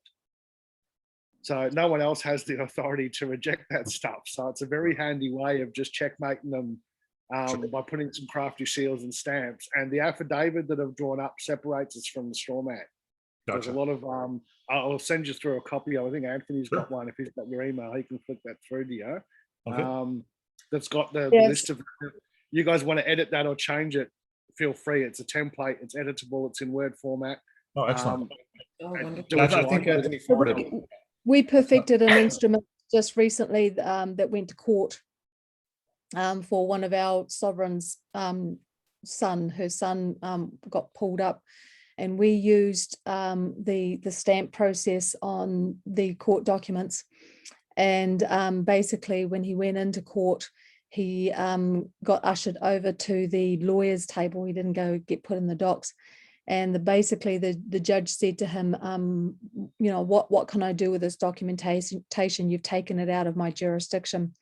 So unfortunately for us at the time, the young bloke didn't really know too much of his standing, because myself and her mother, we were the ones that were doing the instructions, but they had closed the court. So there was no public allowed in the court. It was just him and the prosecutor and the judge. So they postponed it. So we then, the mother, because the mother had put him under her PPSR and his birth certificate under her PPSR, she wrote a letter to the judge to say that she has got the greatest security interest. And so when he went back to court, the prosecutors, before he went into court, said, "Oh, so you don't like our jurisdiction, eh?" And he rang his mother and he goes, "What the hell have you done, Mum? You've put me in the shit because these," and she said, no, calm down. They are scared because you've taken it out of their jurisdiction. She said, "What do I say? What do I say?" I says, no, you turn around and you tell him that he is actually in a really good standing and just say nothing. And so when he got ushered in, they closed all the courts again. So it was just him and the prosecutor, and the judge this time was smiling at him and said, come in. Would you like a piece of paper and a pen?" and he says, "Well, yes, Your Honor." He says, great. Well, you know, come and stand over here. And would you like to interview your witnesses? And he said, yes, Your Honor, I'd like to, you know. So he called up the cop who had not even been there. He was just doing his duty. And he turned around and he says, "Judge, this person should not even be a witness." And the judge says, "Yes, dismissed, step down." And then he called up the next witness and he says, "Oh, Judge, they've really got no evidence." And the judge says, "Yes, case dismissed. Close the court. See you later." Yep. So it was an interesting process to see that our paperwork had actually removed it completely out of their jurisdiction. Sure. Yeah, and now rather than it being removed completely from the jurisdiction, what we technically want to do is express an interest in that court file number, capture it as settlor, deposit it into our trust res, and collect on the rents, interest, accruals, profits, blah, blah, blah, blah, blah. That's a whole other court case now that you're bringing as the plaintiff to sequester, marshal, segregate the assets from the consolidated funds held federally and give me my chunk. And if you're going to give it to me in the form of a check, make sure it's payable to the court. Leave the money in the court. Money's payable to the court. Leave all this stuff in the court. As soon as we take all that stuff out into the public, someone's going to try to steal it. So literally leave it in the court building or in the custody of the judge. That way, the judge's assistants can help us either deal with debt, discharge debt, move property around, all that stuff. We never really want to take private funding into the public. Leave it actually in the courthouse. So that would have been a beautiful little way for your colleague's son there to finally put a little bow on capturing the abandoned Actually, interest. we did. this- We actually wrote an invoice. We actually put them in an invoice as well. So we charged all of them for it, and we left it in the court. Nice. There you go. So it was actually we charged for his time as Very nice. traveling That's- for attendance, and we actually left it in the court. And because he went back a second time, we did a second one and also submitted it to the courts. So there's a Beautiful. nice little bundle of money sitting there waiting. Yeah, absolutely. Now, if the deficient part of the program there was, if he hasn't received any, let's call it tangible remedy yet, I mean, other than having the case dismissed and police officers told to step down, if he hasn't actually collected on those interests yet, this is the cool part. We can't collect on these interests until we surrender that interest and put it into the possession of the secured party. How do I know this for a fact? Because I did it backwards. I tried collecting first before I surrendered it, and I got the big, that's not how you're supposed to do it. So I kind of did that on purpose, just to kind of eliminate the Possibility. process of elimination. But yeah, you're right. Once that Yeah, interest, you've got to have the trustee hold the funds. yes, The Yes. trustee's got to be in possession Yes. of the funds. They need- before the yes. beneficiary yes, can claim they it. hold the So the make principles. sure that Yeah, The trustee has them. that's right. Yep. Yep. And as you being the beneficiary and the administrator, you can then under your memorandum and your memendamus Yep. instruct them or enforce them to then make that payment out. To release Yes. it. Bingo. Yeah, but they've got to be in possession of it first. So do you guys, out of curiosity, I get with why we're claiming the settler so that you can settle the debts and titles to the creditor, which is, so the UCC stuff, I'm glad to know, is still usable here because we've established our standing as the creditor. But I like. But the have you extra done a step that non-UCC, Zev? What do you mean done non-UCC? Have you done a non-UCC? Do you know what a non-UCC is? No, haven't heard of non-UCC. No, not very many people know about the non-UCC. You see, the non-UCC is actually in the private. It makes it very difficult for other secured parties to even find you. All they know is that there is a secured interest in the private that they do not have access to. Because right now, what you've done in the UCC is you put yourself into the public, you're on the public arena stating that there is a secured interest involved. When you do a non-UCC, it's stating, yes, there is a secured interest, but it's private and you have no access to it, which actually makes you a better standing. On the UCC form, there is an option there for non-UCC. There you go. Yep. Okay, I've just put my email up in the chat there, Kaz. If you can send me any info on that, I will send you some info, definitely. Um, The reason how I found out about that was the guy that I got all that information. He had been in a car accident and was crippled from the neck down. So he has spent the last 40 years studying this shit. Oh wow, Wow. awesome. And awesome. he now directly communicates with the Treasury. So Yeah, whenever nice. he needs things paid, he just informs them, this is what you need to pay, blah, blah, blah. He's Yeah. also got a letter from the Inland Revenue Tax Department securing him and his family for life. So he's no longer has to pay taxes, He's- nothing. He's literally Tax on that protected. sort of Yep. Kaz. Yep. I haven't paid taxes. I haven't paid taxes since 1997. So I Yeah. dealt with the tax office a long time ago doing this. Yeah. similar he actually sort of- got a I basically letter. asked them for a contract.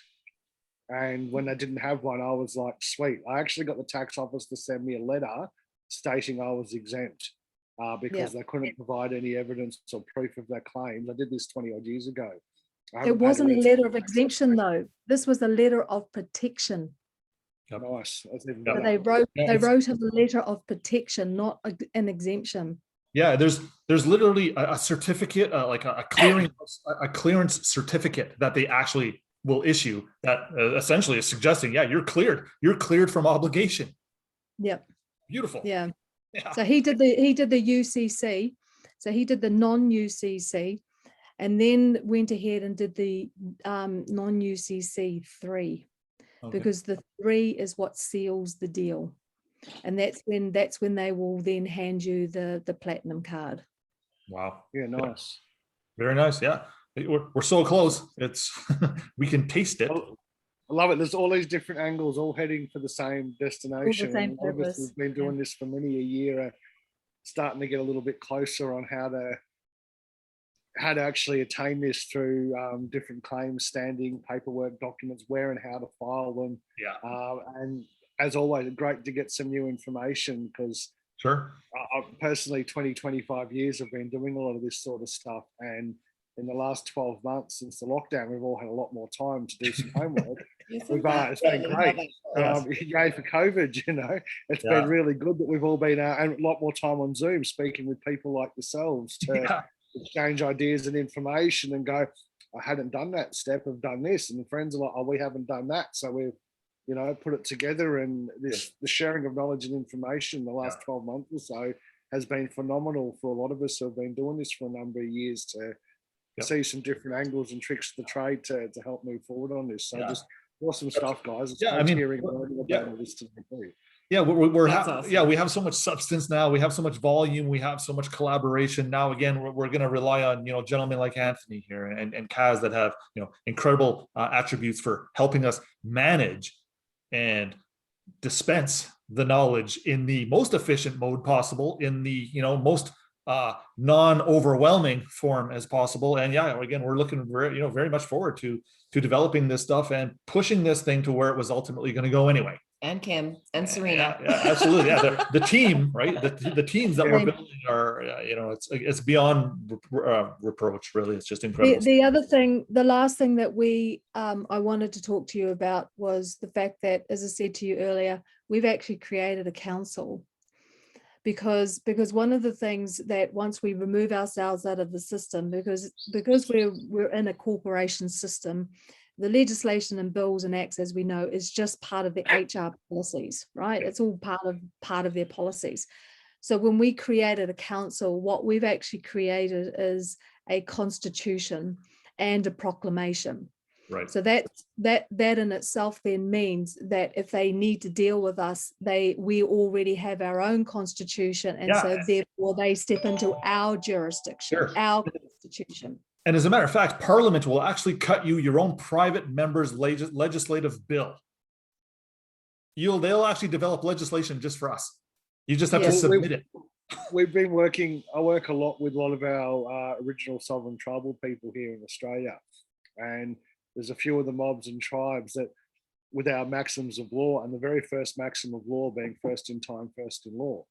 Now, it's no secret that our original people didn't arrive here in Australia on the boats with the English, because they're already bloody here.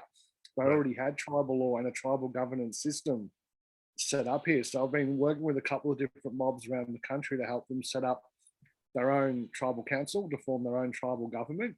Excellent. We had a massive court case here last year in February, on the 11th of Feb, called Love versus the Commonwealth. Okay. And the Australian government and the High Court here recognised, they don't like using the word sovereign here because it scares the crap out of the government. So what they did, rather than use the word sovereign, they made a ruling through the High Court that sovereigns have the rights to, not they needed the recognition, but they got it through the High Court. Sovereigns have the right to form their own sovereign government and govern themselves under their own sovereignty. But to do so, they were no longer recognised as sovereigns by the High Court.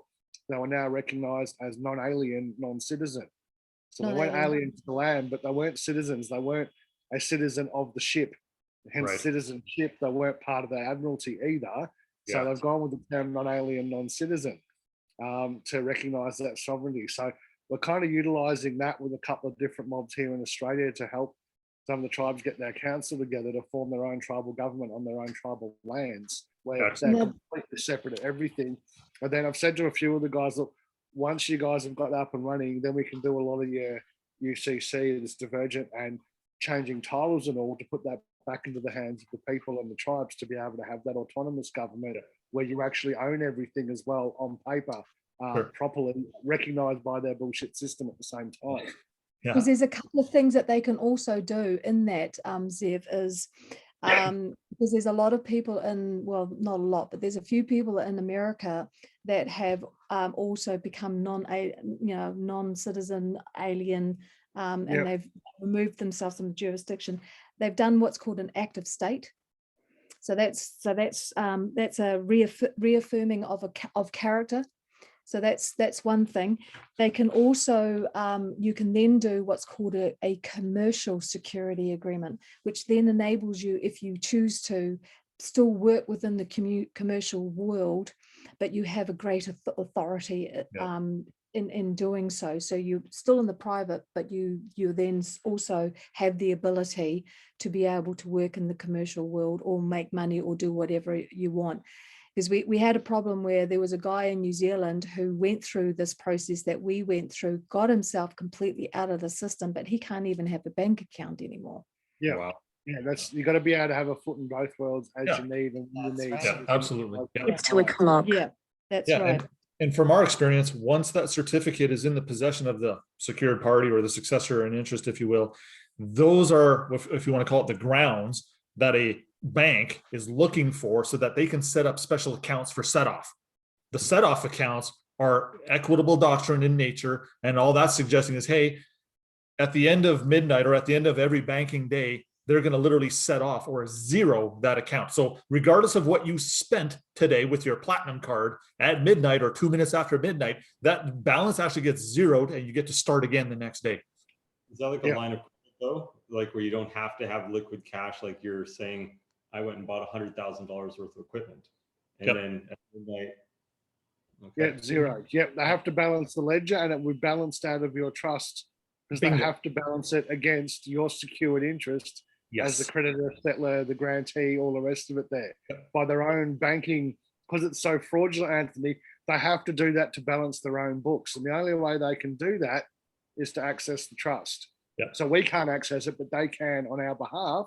That's with our instruction to do so once we're recognized with the appropriate standing. And you know how they have placed the value on you, to be able to create the mortgage in the first place. It's called the minimum wage. It's the Minimum Wage Act. So the Minimum Wage Act is basically they get it. They say, okay, over a lifetime, if we say the minimum wage is $20, then this amount of money will be worth for that person. So that's why they created the Minimum Wage Act, was so that they could have an idea of how much each person actually cost as far as the equity mortgage is concerned. Sure. Right. But is there a limit to that? Yeah, like, it gives them it's an estimate. It's like trading on the stock exchange for futures or an options trading, where they estimate this is what you'll earn. Therefore, we estimate as our Chattel property, which we're listed as, this is what you'll earn in a lifetime, and therefore that's what they trade on. Correct. Yeah. Correct. And that's how they balance the books. I'm saying, is there a limit on that? Because Darren, you talked about renting helicopters and just doing whatever you need to do. Like, what if I want to go and invest $10 million into a massive project, or $100 million? Or absolutely. As a matter of fact, I submitted some instruments that's actually going to technically absolve Canada's national debt. So I tendered some paperwork, or it's coming down the pipe, where I valued my estate to be the exact same number that Canada's national debt is at the moment. Now, it's kind of interesting how legislation in Canada, they want us to assess our estates ourselves, and they're going to assess it for us. It's just like they're going to look for a balance here somewhere. Why? Because they need to affix their 10% to something. And based on what you're going to do or what your intentions are, they can't quite anticipate that. So they can't come to me and say, Darren, your estate's only worth $100 million. It's like, yeah, no, I can spend that in probably 2 minutes. I need access to way more than that, which is why I suggested I'm going to take on Canada's national debt in one shot. So that's $1.5 trillion worth of funding at my disposal, how I can direct however I want. Because all I'm doing is taking an existing debt, right? That existing debt's here. And now I'm actually I'm literally reappropriating its use by coming forward and expressing my beneficial use of property. Every time I rent a helicopter for $10,000, that's $10,000 that comes off of the national debt, which is why it's in the public. Well, and then you include your statement of tax, which was your your exemption tax. Sure. So when you do that, make sure that you have that statement, because if it's in the New Zealand and Australian legislation, I can guarantee you it'll be in yours, because remember, first in time is first in law. New Yeah. Zealand is first in time. So all law was written in New Zealand and went out. So if it's in New Zealand, it will definitely be in yours as Yeah. well. Any Commonwealth nation, if it's done in New Zealand, the records too, if you poke around in that, will all be held at Latimer Square in New Zealand. So we've got the Vatican in Europe, you've got Washington, DC, and you've got the City of London. Yeah. There needs to be four for one of each four corners of the globe for where all these records, artifacts, the banking, like the City of London on the Thames River has all the banking, the finance. Washington, DC has the records, the Vatican has the artifacts, and Latimer Square in New Zealand holds the law. Oh, wow. As Kaz is saying, that's where that started. That's the fourth corner of the globe to tie all these places in, where they've got their own city autonomous to their own law inside another country. Right. Latimer Square is the fourth one. Yep. And that's in New Zealand, near Christchurch. Yeah, so much history here. Eh? It's incredible what's actually happened, to get us to where we are today. It's pretty mind blowing. And the dots were all connecting now. It's Yeah. amazing. Yeah, for sure. And the prophecy is that it's the original, before the floods of Noah came along, Australia and New Zealand was actually one land. And so the originals, or the Aboriginals, were actually the one tribe. And when the great floods came along, where the earthquakes created the separations of land, New Zealand was then separated, the bottom portion had separated out. But with the Noah Ark and the 8 families, well, the original family was the originals of Australia. So they were all in Australia, or Adam and Eve was where it was originated, was in Australia. And when they had the 8 families, well, in the Maori history, 7 tribes went out. Well, the 8th tribe members were actually still in Australia. So when that's why the originals of Australia and the originals of New Zealand and America, Africa, they are actually the one tribe of Adam.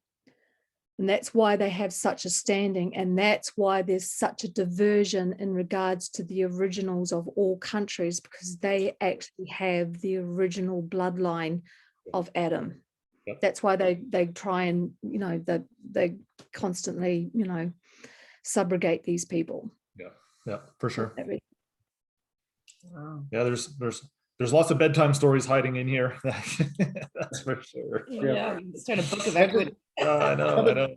Quick question for you too, just while I've got you. I think James has organised another one of these for us tomorrow, which when he told me who else he had on, I was stoked, because I know all the other guys that are on tomorrow with James. Yeah, we got to James, through right here. Yeah. it's wow, like you've got some serious legal brains and minds for Australia. Yeah. When James told me who it was, and I had a laugh, because I've actually worked with all these guys and we've all helped each other with stuff as well. Excellent. So when James told me who was on, I was just like, mate, you've got some serious heavy hitters for the legal lawful circles in Australia coming on for that tomorrow, which is brilliant. Yeah, amazing. Yeah. And again, that's the foundational premise behind the Divergence platform. Bring all these heavy hitters into one room, or under one umbrella, and just let us do our thing. A meeting of the minds. Without the censorship, without the Facebook jail, without all that garbage, we're actually going to be able to do what we are, meant to do. I think, look, you guys for that meeting tomorrow with James and Anthony, if you're available, mate, I'd love you if you could jump on with that one for some of the paperwork we'll be doing there. The other Anthony I've told you about will be on that tomorrow as well. He's genius, and he's like an absolute bulldog. He gets a whiff of any of this stuff and he just does it. He does his homework. He goes, yeah, I've got my head around it. It's filed, it's done, and he's doing it and onto it. Jabin, who's on tomorrow as well, has been kicking ass with the banks and the mortgage stuff, and calling them out. So tomorrow's one will be awesome. Just want to know, one of the guys you guys have been helping a lot, Elmog, who lives up near me in northern New South. He sent me a list of some of the documents and stuff, which I'm technically on holidays here in Melbourne as I'm off to a festival tomorrow, but I've delayed leaving so I can do the Zoom with you guys tomorrow. When Yeah. James told me he was going to be on, I'm like, yeah, we'll leave late. I'm coming. Aw. Excellent. But just for the paperwork and stuff, is there some sort of like an order of, I kind of got my head around, obviously, just through reading through some of them, what they are, as to obviously what's got to go first. But is there some form of documentation for the process stating which is done and time frame is between? Yeah, essentially, phase one, if you want to call it that, it's the adverse claim, whether that's written on the birth certificate or if it's written on a piece of paper and that piece of paper is attached to the birth certificate. That's step one. Step two would now be the affidavit in support of what you just surrendered. Document three would be the security agreement. We're kind of classifying that as phase one because that's enough information right there to get you into court.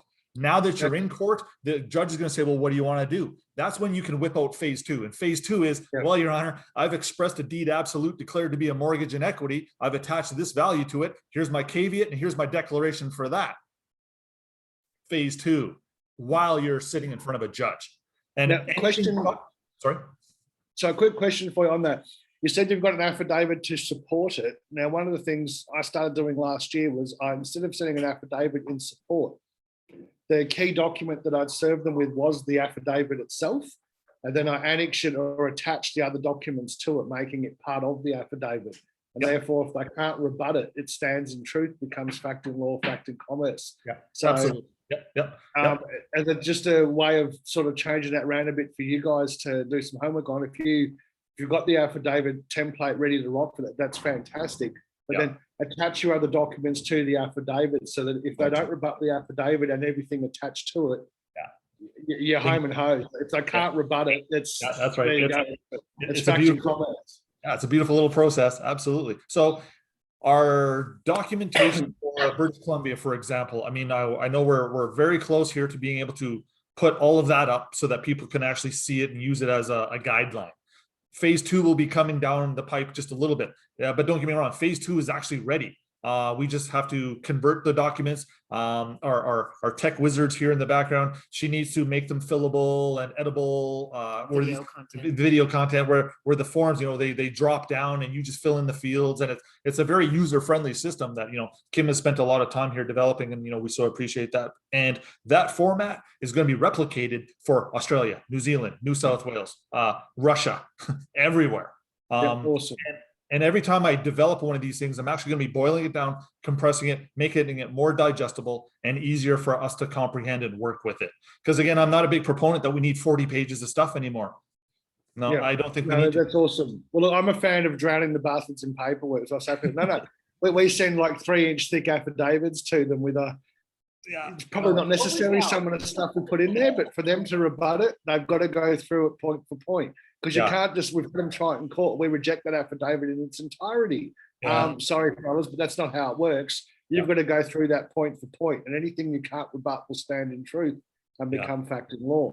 You can't just reject the whole thing. You've got to go through a point for point, and the annexes and attachments to the affidavit need to be rebutted point for point as well, because they're now part of the affidavit. Yeah. And once you assign that security interest to them, they don't even have the power or the capacity to even question anything we're doing now. We literally just cut them off at the knees, and they have, as trustees, they have very little power now, except for the power that we give them to manage the estate, the trust, and do the negotiating. A trust for sale is of something that's also coming down the pipe here. We can express our interest either as a deed absolute declared mortgage in equity, define a principal amount, and then collect on the interest of that. That's kind of one formulation that I'm considering. Another formulation really is where we basically put them in the position of saying, hey, this trust is for sale and you have the power to sell it. And you will determine a market value for it. You can sell the whole interest, or you can sell the whole entity. You can sell a portion of it. We are not restricted in any way, shape, or form. We have so much remedy actually at our fingertips. It's kind of absurd. We just didn't really see it all those other years. Another question for you too. Are you guys familiar with the Form 56 from the IRS or what they are? I've done a little bit of stuff with the IRS, but to answer your question directly, no, I'm not familiar with Form 56. A Form 56 is a great one to threaten the Maggies with, especially if you're getting a hard time with anything you're doing to do with UCC trust or surrendering birth certificates. Now, a Form 56 from the IRS creates a fiduciary relationship between the magistrate or the court and the IRS. Now, because they're trading on our all capital names, they're making money, they're not paying tax on it. The IRS are real pricks when they're not getting their drink out of it. And the magistrates are well aware of this sort of process. They tend to ship bricks when you mention, well, if you're not going to comply with this, I'll be forced to issue a Form 56, which then puts the magistrate and or the court directly into that fiduciary agreement and relationship with the IRS, where they actually have to do that, which means they lose their cut on what they're trying to trade on. And it's another nice little one you can throw at them for that.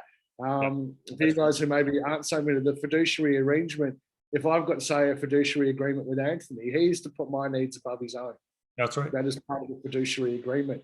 And in doing so, when you do that between the court and the IRS, they have to pay the taxes to the IRS because of what they've registered and traded on through UCC held in Washington. That puts it on their land under their jurisdiction, which means they want their money out of the taxes for any income earned through their interest in that estate. That's right. And so the Form 56, I've got a copy of it. I'll send it through to Anthony. I haven't got your email there, guys, but to send that on for you guys to have a read of. And it's an actual IRS form. It's one of their documents. So it's a really handy one to drop on them because it's their paperwork within their system to be able to go, well, if you're not going to comply, you'll be forced to pay taxes to the IRS on the trading you're doing without my consent against me as the equity being the living. So you can do it that way as well. Awesome. Thank you, guys. Yeah, excellent. There's our email as well. So any of the forms that you guys have talked about, I mean, feel free to send them. That's what we're trying to use our platform for, is to kind of like to bring all this together. Anthony's actually converting our first stage 1 over for Australia. So thank you for that, Anthony. And once he's got that, he's going to send it back. Kim's going to fill it all out, and then we'll be loading that onto our Australian group. I've got tons of stuff I can send through to you guys. Oh, we would love it. Again, we're starting to compile Australia. So the more that's in there, then I can just, let him just go through it all and sift through it. And that's how he works his magic, right? Yeah. So. Yeah, no, Anthony's awesome. And the other Anthony, you guys are going to meet tomorrow with James and the crew. He's doing some brilliant stuff with utility bills and all accepted for value, paid to the order of United States Treasury Department. We put the tax file number on there for the account. It's actually an account number, not a tax file number, and they can pay the amount out of that. And we're able to do all of that without any UCC or settler or grantee or any of that stuff. It's just here's the account number, here's the holder, take your money out of there. Thanks for coming.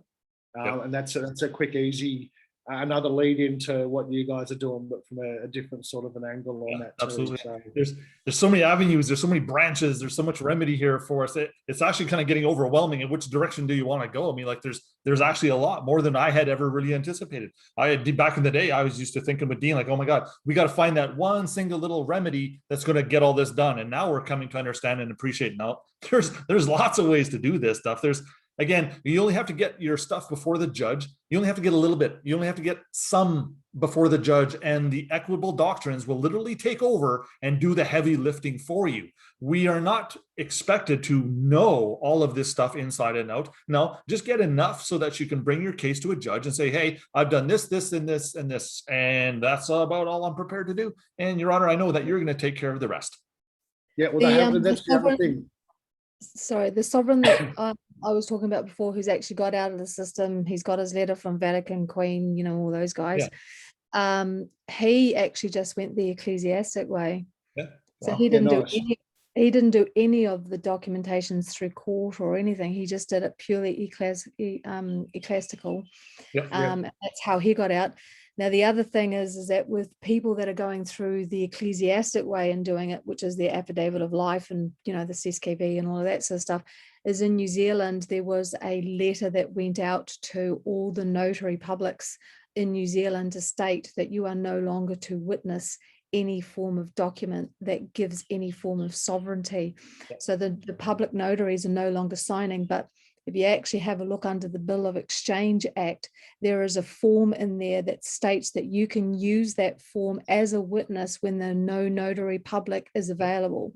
Yep. Yeah. So that's what we've been using. That's when I did my statement of truth. I used that particular form, filled it out, got it witnessed with our thumbs, our Perfect. seals, a postmaster 3 general. witnesses, minimum of 3 witnesses will do the same for you. Yep, that Kaz. If you flies can get too, 3 yeah. living witnesses. You can Absolutely. get 5 on there. Cool, that's gold. That's like putting it before a jury. Oh, yeah. Yeah, If you we get can get between 3, 3 and 5 living witnesses, so long as you get 3, that's the equivalent of a public notary. Because we've had the same problem in Australia. They've been told not to notarize any such documents anymore. Even some of the JPs, I'm lucky I've got a few good JPs I use because they know what I'm doing. But the notaries here in Australia have been told the same thing. They're not to Yeah. sign any of this stuff. They're only to do international stuff and anything to do with sovereignty and UCC. The notaries here have been told not to sign or stamp it anymore. Right. Yeah. Yep. Yeah. Interesting. Yeah. Yeah, it is very interesting that they're doing this, but we also, in our statement of truth, we also sent it to the head of the police commissioner and the police stations, our local police stations. We had one of our sovereigns got pulled up the other day for not wearing a seatbelt, and because we've also changed our driver's license, so we just have sovereign and our first names on our driver's license now. And I was the first one to do it, and our group had to fight the lawyers of the Land Transport for 2 months to get my driver's, to get it all changed. Finally did get it because there's no legislation that states that you have to sign your name a certain way or have it whatever. And I had my 4 lots of source documents that showed that I only had a first and second name. So I had that evidence to fight it. But he got pulled over, and the policeman, he said to the police officer, "Oh, what is, why is your lights flashing? Is there an emergency here that I can help you with?" And the policeman said, "Oh, can I show you my driver's license?" He says, "Oh, all rights reserved," and handed it. And obviously it states on there as a signature, "all rights reserved." The policeman went to the car and was back within seconds and sent him on his way. He had no seatbelt on. He's had no warrant or registration on his vehicle for over 11 months. And he had had a couple of beers. So Add that in there. yeah. So it's interesting that, as Darren was explaining even all the way through his videos, is that they're doing stuff in the background that we're not aware of. But when you start to put your standing in it, I think what they're actually waiting for is our birth certificates to be submitted, because we've done everything else. Yeah. With the license, We've done Process everything of else. elimination. Yeah, I know we've done everything else. Yeah. with your licenses, Kaz, I've been telling everyone here in Australia, when you do that, to put VC, the Vico Actus, in front of your name before you sign it. So you write V.C in capitals, then do your signature. Because we don't sign the licenses anymore here. We sign some other piece of paper or some digital thing. Oh, okay. And then they fraudulently cut and paste that and stick it onto the license on your behalf. Yeah. So we don't They tried actually to do sign that. it. Yeah. So what we've got everyone here to do is Yeah. write VC, then their signature, and then when you write all rights reserved under your signature, is to make sure that some of the wording of all rights reserved is touching your signature. Then they can't cut and paste it off, and it creates the joinder between the two. And because it's connected, they can't just paste off the signature and leave the rest of it out because it's all joined. Perfect. And then on the license, you get VC and all rights reserved. Now, VC for Vico Actus is Latin for under duress. Sure. So any contracts on duress is null and void. So if Yeah. you've got that in the license and the all rights reserved, they can't Yeah. use that against you in any way. Yeah. Well, ours is digital as well. We had to use a stupid little digital thing. But what I had Yeah. done is I'd taken some paper, some baking paper with me and my pen so that I could see what I was writing. So then I wrote on it, "all rights reserved, Sovereign Karen Loris," and put it like that. So that's actually now my signature. And then what I did was I also went and got myself my international driver's license. So, and I put a picture of you can just go into in New Zealand, it's the AA department, get yourself a picture. And I put my seal on the corner of my picture on their form. And they came to me and said, oh, we can't accept that. You've got your stamp on your picture. And I said to them, can you please show me on your form where it states that I can't use my own stamp? Yep. And they couldn't. So they ended up giving it to me. And it was interesting because on my international driver's license, they've put a stamp on each 4 corners Oh, wow. of my picture. But you can also see my stamp, my seal on my picture Oh, cool. as well. And then I put all rights reserved and my sovereign Karen Norris on there as well. Nice. So because when you do that, then if you can get them authenticated and apostilled, it has a greater standing when you go to submit it back to them. Sure. Yep. That's our reasoning why we've done that as well. Yeah. So have you got like a proper seal, like a hot wax for apostilling stuff with the red seal and the blue ribbon when you're doing that? Yes. You've got a seal you can press into the hot wax there. It's a wooden, it's a We need one of these. That great, guys. If you've got a sealed document or you've apostilled it with the red wax seal, yeah, that's awesome, Kaz. Yeah. If you've got one of those, a sealed document, everyone has the little stamps. So it's my own private seal. It's not a Yeah. seal. The seal is the red wax. And if you've apostilled it with the blue ribbon under it as well, that's Sure. papal and crown sort of jurisdiction. That really Yeah. screws them. But Yeah. once Yeah. you've sealed a document or a set of documents with that wax seal and or apostilled it, it cannot be copied.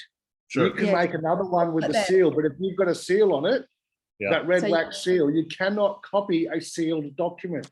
That's That's right. the purpose for sealing it. So Yeah. once So you've got the apostille on it like that, yeah, that's awesome, Karen. Sure. Yeah. And if you don't have that stamp and you don't have the candles and the ribbons to affect all this stuff, another way you can actually do it is just by writing duly sealed as a part of your signature. Yeah. Well, see the blue seal, the blueness of that seal is actually the firmament. Right. Yeah. So that's the significance of it, is that the blue seal, the red is obviously the living, Yeah. but we're under the firmament of God. So Right. that's Yeah. why they always use the blue ribbon, because it represents, because I don't know whether you've seen it, that up, that's why they won't allow you up into the Antarctic, because of the blue ice. Because what they've been doing is trying to drill through that blue ice to get out of the firmament. That's why they keep trying to put the rockets up into the air to get out of the firmament, Yeah. Yeah. but they can't because we're sealed. That's Get right. it? Yeah. Sealed in the firmament. The other side of that red and blue is for the papal and the crown. So you're getting the authority from both of theirs jurisdictions as well, with the colours there for the two, Sure. to be able to remove yourself from that through Yeah. their supposed and assumed jurisdiction at the same time. Yeah. All these little nuances contribute to you being entitled to doing what you're doing. Yeah. In a nutshell. Yeah. Awesome. I'm loving all the different stuff. Everyone's, as I said, we're all from so many different angles to get to the same destination, and by That's- sharing all this information, knowledge, people's experiences together, we're able to really streamline this process between many of us to make it effective for a lot more people to be able to do the same. Just right. awesome stuff, guys. Yeah, I'm stoked to be able to hear it and share it, Yeah, be and part of this all is- this with you yeah. lot as well, to see And it these- moving forward in such a way.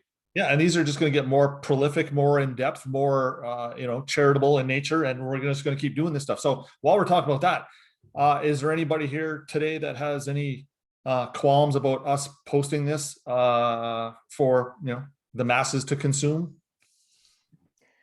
I guess my only concern, and this is what I actually spoke about with Serena and the newbies group that they have going, is that over the years that I've seen a lot of this groups that come on board and all of that sort of stuff, and even in our own council, we've had a lot of people come to us wanting us to assist.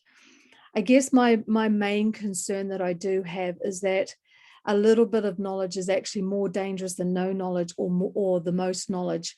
And so what I've witnessed is that people will post these types of things. They'll hand out documents and little bits of information. And then I've seen so many people get themselves in the shit. They've got Yeah. themselves into trouble Well, because because they don't one know of the this. big problems, yeah, they don't know who they are, they don't know their standing, and there's too many lazy buggers out there Yeah. that just want the magic document Like on my templates, for example, I've got John Henry Smith in red and just edit out the stuff in red. And then you go to, and too many people don't read the documents or have any comprehension of it. They just want a magic bullet where they just put their name on it and send it off and the paperwork does the work for them. But and without this, knowledge to back it up, it's no good. yeah, and this is where I'm actually pushing. Everybody actually has to go to court. Everybody has to go to a judge in competent jurisdiction to actually to give you the qualifying questions or not, because we actually want his approval, which is actually going to help to eliminate that concern where all the undesirables are actually going to take our mediums and our materials and go do, you know, like you were just suggesting, uncontrolled misbehavior. Whereas I'm suggesting, no, you're not going to get there, or you're not going to get what you want until you go before a judge. Now, again, go to a judge in a group if you're afraid. I mean, that's all fine and dandy, but once you are approved by a judge to go do all this, again, when the monies are paid into court, you're not actually able to facilitate or transact out there at all, unless it's with the approval of the court. So that kind of eliminates the wrongdoers or the assholes from getting their hands on what we're doing and running amok out there with a system that we're trying to employ as a betterment to, you know, man and womankind out there. So I do love the idea of having a little bit of that liability pushed off to a judge at the very end here, where the judge is going to say, yep, you're ready, or no, you're not ready. Make another appointment with my clerk. And at the same time, we're also to protect our documents as well. This is a huge concern that we brought to Anthony, and that's why we're working with him. We want to be able to not release these forms until people hear the videos, they do the curriculum, they do the learning. And we can only do so much as far as giving them the information. And that's where we have to just trust the higher powers that be, that they're going to, you know, protect on some level, make sure the right people get through. Right. So the problem is, though, is that we actually haven't completed the process. Right. Yep. So until we've actually completed the process, we're actually doing more harm to these people by dangling the invisible carrot, because I've seen a lot of that going on as well, is that even the Crown Nelsons of this world, sorry Zev, but you know, I actually know him from what happened here in New Zealand that you don't know about. So there's the dangling of the carrot, and we're in a very vulnerable situation right now, especially with people dealing with what's happened since last year. People are afraid, you know, that there's that sense of desperateness. And so people are grasping and needing the information so that they can get out, without actually realizing it has nothing to do with getting out of a system. It actually has to do, from a biblical sense, coming back to God. Absolutely. Coming out of the evil system and back to our standing under the firmament of our heavenly creator. And a lot of people aren't getting that. They just want to pay a bill, or they want to pay a mortgage off, or they want to do this or do that. And so for our council group, we actually haven't, we've been very mindful of who we share our documentation with, because we have discovered that it's actually caused a lot of harm for people who haven't really comprehended, they haven't read the documents, they don't know the power that is held in their hands, and then they've ended up becoming belligerent to the cops, belligerent with the court, and belligerent with whoever they're dealing with, and they don't like belligerency. They just hate it. For example, Kaz, I don't give out any of my paperwork or documents I've been working on for far too long, until people do a paid appointment with me via Zoom, so I can explain it to them. Because at first I was like, yeah, here you go, yeah, guys, use this stuff.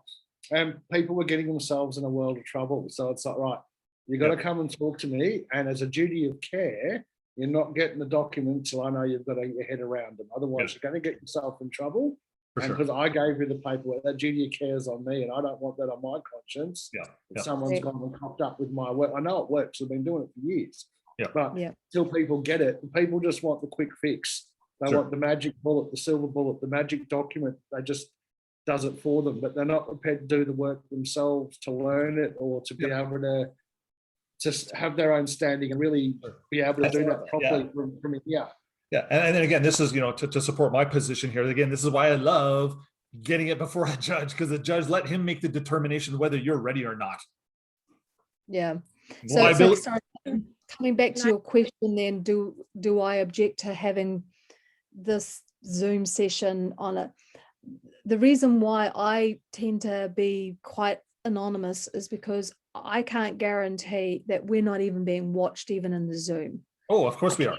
Oh, I yeah. cannot guarantee that, you know, I've had stuff actually disappeared off my computer. So now I've removed everything off my computer. It's just on a hard drive and it gets locked away in a security. Absolutely. Dean and I were, we appreciated that concept more than anybody. We just accepted the fact finally that, hey, go ahead, monitor everything I do, because it's done with integrity, it's done with honor, and it's done with proper good conscience and intent. So I've actually never had anything go missing from my computer. Neither has Dean, given our attributes and what we've done. Because again, I guess at the end of the day, the system they are monitoring us. Everything we do, think, say, feel, they know about it. So for us to try to hide, Or operate in fear. The problem is though, is that we're getting closer. You know what I mean? Like we're actually, we're almost right at the dot, and they're watching. We actually think we're already through. yeah. That's Yes. right. Can I I say understand something? where you're Sorry. coming from and your concern. We have agreed, which is we're going to follow through on what we said as far as protecting people up to the court system. So if you don't want something in your arm, you don't want somebody taking away your kids or your house, at least we can protect you up to that point. If you want to go further, you need to understand your stuff. And that's where our curriculum is going to come in. We're going to have a test where you actually have to go through a testing to make sure you're absorbing the information. You get a high enough score to release the form. If you don't, you got to take over the stuff again. And that's how we're going to operate it. Not initially, we're going to have more of an information for the first three forms, because this is about protecting people. But if you want to become a team leader, if you want to really get yourself, if you want to take this right to the very end, then you're going to have to know your shit. So be clear, we're aware of that. We are very in tune with the energy and even just the attacks and the people trying to use us right now.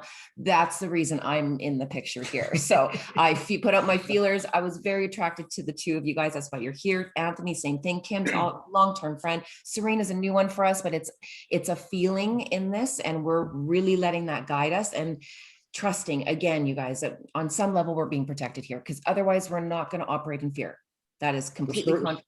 Yeah, guys, I got to say, Serena's one of the awesome ones who's been very involved with our common law community for quite some time, and it's great to have her on here. And she's the reason we're out together here, so it's wonderful.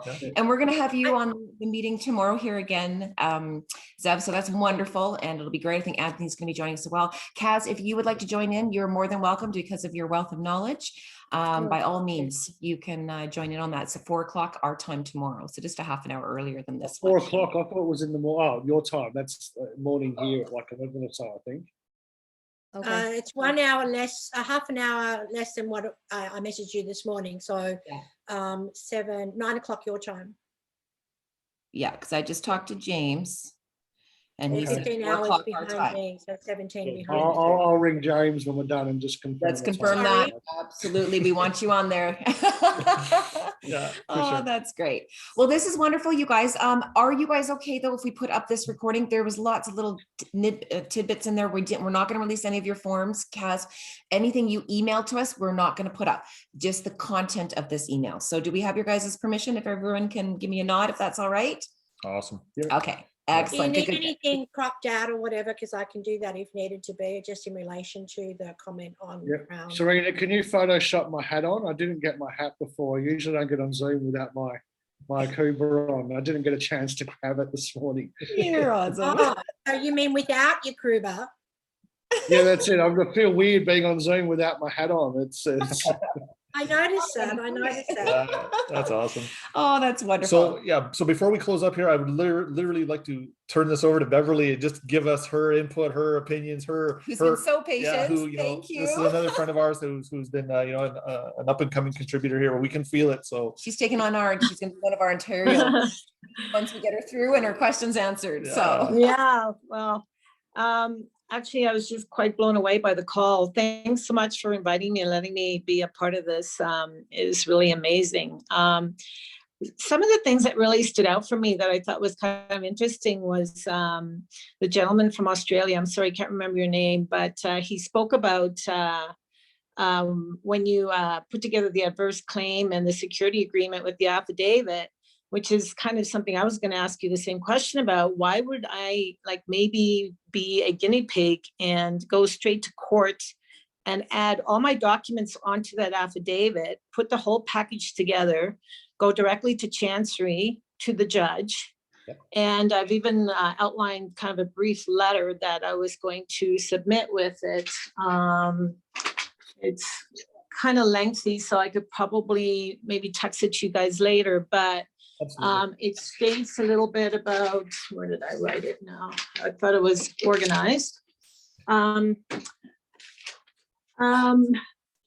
Like attention to the civil registrar at Chancery, and then forward to personal office of the judge magistrate at Chancery, and then notice of adverse claim, require, and I didn't know if now this was going to be something I could demand of them or not, but you said with the perfected instrument that you can actually make some requests. So I was thinking, could I demand, them to file and register my perfected security interest? And then number 2, appoint the new trustees based on all the documents that I have supplied. Absolutely. Just get them to appoint the trustees first, and now you can demand the specific performance or the obligation now owed to you. Right. Perfect. Okay. And you don't want to request anything, Beverly, as Demand. in that position, understanding that you're creating for yourself in this process. We're not asking them for anything. We give instructions, we give directions, we give orders. We don't ask, we don't request, we tell them. We give the orders. So it's I require of you to, Yes. yeah. Kind, Okay. kind, Yeah. kind. I'm not so nice with my paperwork, guys. I'm into them, and you'll follow the instructions. Yeah, for sure. Yeah. But yeah, you're right, Beverly. You're correct. We'll use your position in time right now to get into Chancery. Now that we've actually gotten some Chancery listing court motions, again, this is something that has taken us 20 years to figure out. Yeah. We've been chasing Chancery Court for 7 years now, and we are finally able to get 2 hearings listed on the same day. And yeah, we're super excited about this because we know where this is going. Yeah. And is it okay then if I just texted you a copy of my full letter? Because I've added some other things in there, and I just wanted to make sure that, I know that when you put, pen to paper that, you're the one that's in control with the, secured, interest certificate. So I just want to make sure that my wording is, Yeah, absolutely. spot on. Yeah, we'll Yeah. take a look at it. Of course. Yep. You betcha. Okay. So also now that means then in the rest of my paperwork, I cannot be addressing any of them to the registrar or the attorney general. I've got to address it the same way as I am to the civil registrar, right? At Chancery. Yeah, and then the registrar passes it off to the judge if the registrar themselves Exactly. cannot deal with it. And there's a matter of fact, there's motions and there's petitions where we don't even have to provide notice to the attorney general to do this. Why? Because it's implied. They know. Right. As soon as we perfect an interest, we don't even need to give them notice. Boom, right through the judiciary system, and the judge will look after everything for us in the Right. background. Beautiful. Right. There was another thing. Oh, also, what do you think of, I also like the fact that they were talking about 3 witnesses, because in our documents, we're talking about 2 witnesses. So wouldn't it behoove me to take each one of the documents and do a 3 witness Absolutely. sign off on each one of them? Yeah, you betcha. Three I'm trying witnesses. to dot all my I's and cross all my Yeah. T's so that, it's kind of a smooth process, and just to see There's how it Beverly- comes back, Three living witnesses with an autograph, which is the thumbprint with your date and signature instead of just the signature. And Okay. the autograph with the thumbprint's really important because companies and corporations obviously don't have thumbs, therefore they Yeah. can't do that. And the dead, they can't go digging up corpses that have been lost at sea for 40 years and get them to thumbprint it either. So that's why it's really important we do the autograph instead of a signature. Yeah. If you get your witnesses to all do that as well, and you can get 3 living men or women as your witnesses, that's the equivalent of a notary. Yep. Now, with the notaries not doing any of this for us anymore, getting a minimum of 3 witnesses, you get 5 on there, it's like a grand jury sort of thing. Sure. But 3 will Right. get you over the line. Yep. So if you can Right. get a minimum of 3 witnesses on there, you're home and hosed with that. But it really gives those documents, if you've got 3 witnesses on there, it gives it a much higher standing for being able to do that. It's Right. a great way to solidify your Right. paperwork. Also, Darren, you keep talking about in your videos that there shouldn't be any surname on any of the documentation, and our documentation has our straw man name on it with an AKA and our protected purchaser name thereafter. Yeah. So are we going to change that and drop No, that, or? No, consider that to be like a transition. We're showing up as the debtor. We're saying, hey, we're not disputing the fact that we're deemed to be the debtor. That's just what the record shows. So rather than dispute the record, we're kind of starting the process with what the record indicates. We're saying, yep, that's me. That's me. However, at some point in this transaction, I'm deeming you now to be the liable Okay. party. And in this transfer, that surname now gets attached to the crown and delivered to the secured Right. party. Now we can say, no more surname. But during the process, yeah, we still kind of got to show up with the surname because it was attached to Right. us at birth. And now we're actually detaching it and reattaching it to someone else. Okay. Okay, and then the duly signed, duly sealed. You've also mentioned duly executed and then duly delivered. Should I do all four, or is that not necessary? Again, this is me being overboard. Duly sealed, duly delivered, good enough. Okay, okay. Yeah, I The have. harder you can make it for them, Beverly, the better. Yeah, well, there you go. Again, I have this weird thing with doing too much.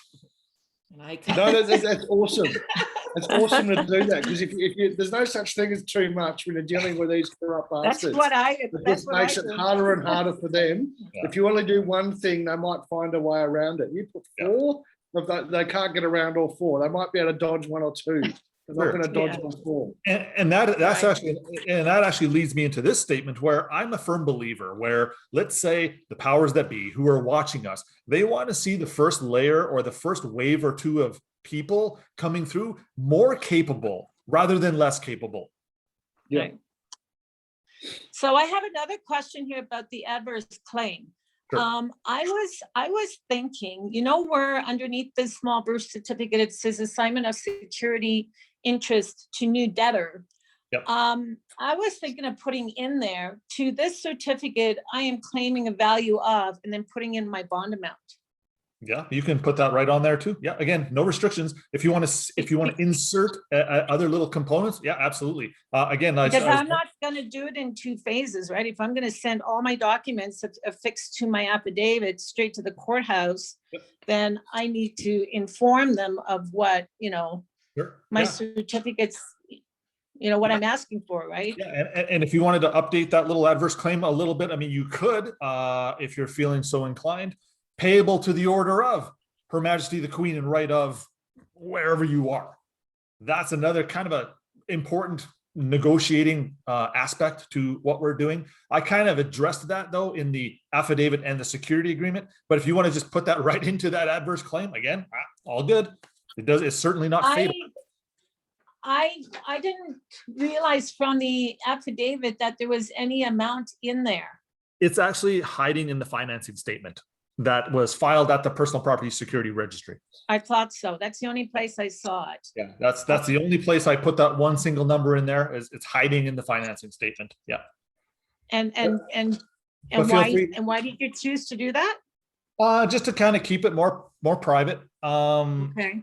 I am kind of addressing that as, again, being a trust interest, and as a trust interest that's lodged at Land Titles, the public gets to see a component of it, but they don't really get to see the meat and potatoes in the background, which ironically is why in the financing statement, we identify the secured party as being the successor in interest, and then you put his address, room 105 of the Parliament building, and put the postal code on there. But nobody really knows who the successor in interest is. Okay, so that's like that's step one. That's like Right.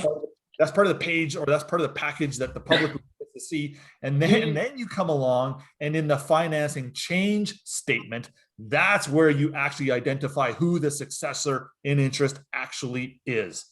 When you send that to them and you put their details on there, before you put the address of where you're sending it, say room 105, 300 Smith Street, whatever, do you Yep. put the term office found first to then send it to there? Do you guys use that sort of terminology as well? Just to Yeah, and I was told to use that, but office holder or occupant. As a matter of fact, I addressed the Attorney General, for example, later on as being in his ex officio capacity, which means he's not acting officially, which means he's not acting publicly. So the Attorney General is public. The Minister of Justice is private. As soon as you're talking ministers, that's the ecclesiastic side that Kaz is mentioning there. So these public officials, they have two capacities that they can operate in, but we always think, oh, Attorney General, Minister of Justice, that's one and the same. Not really.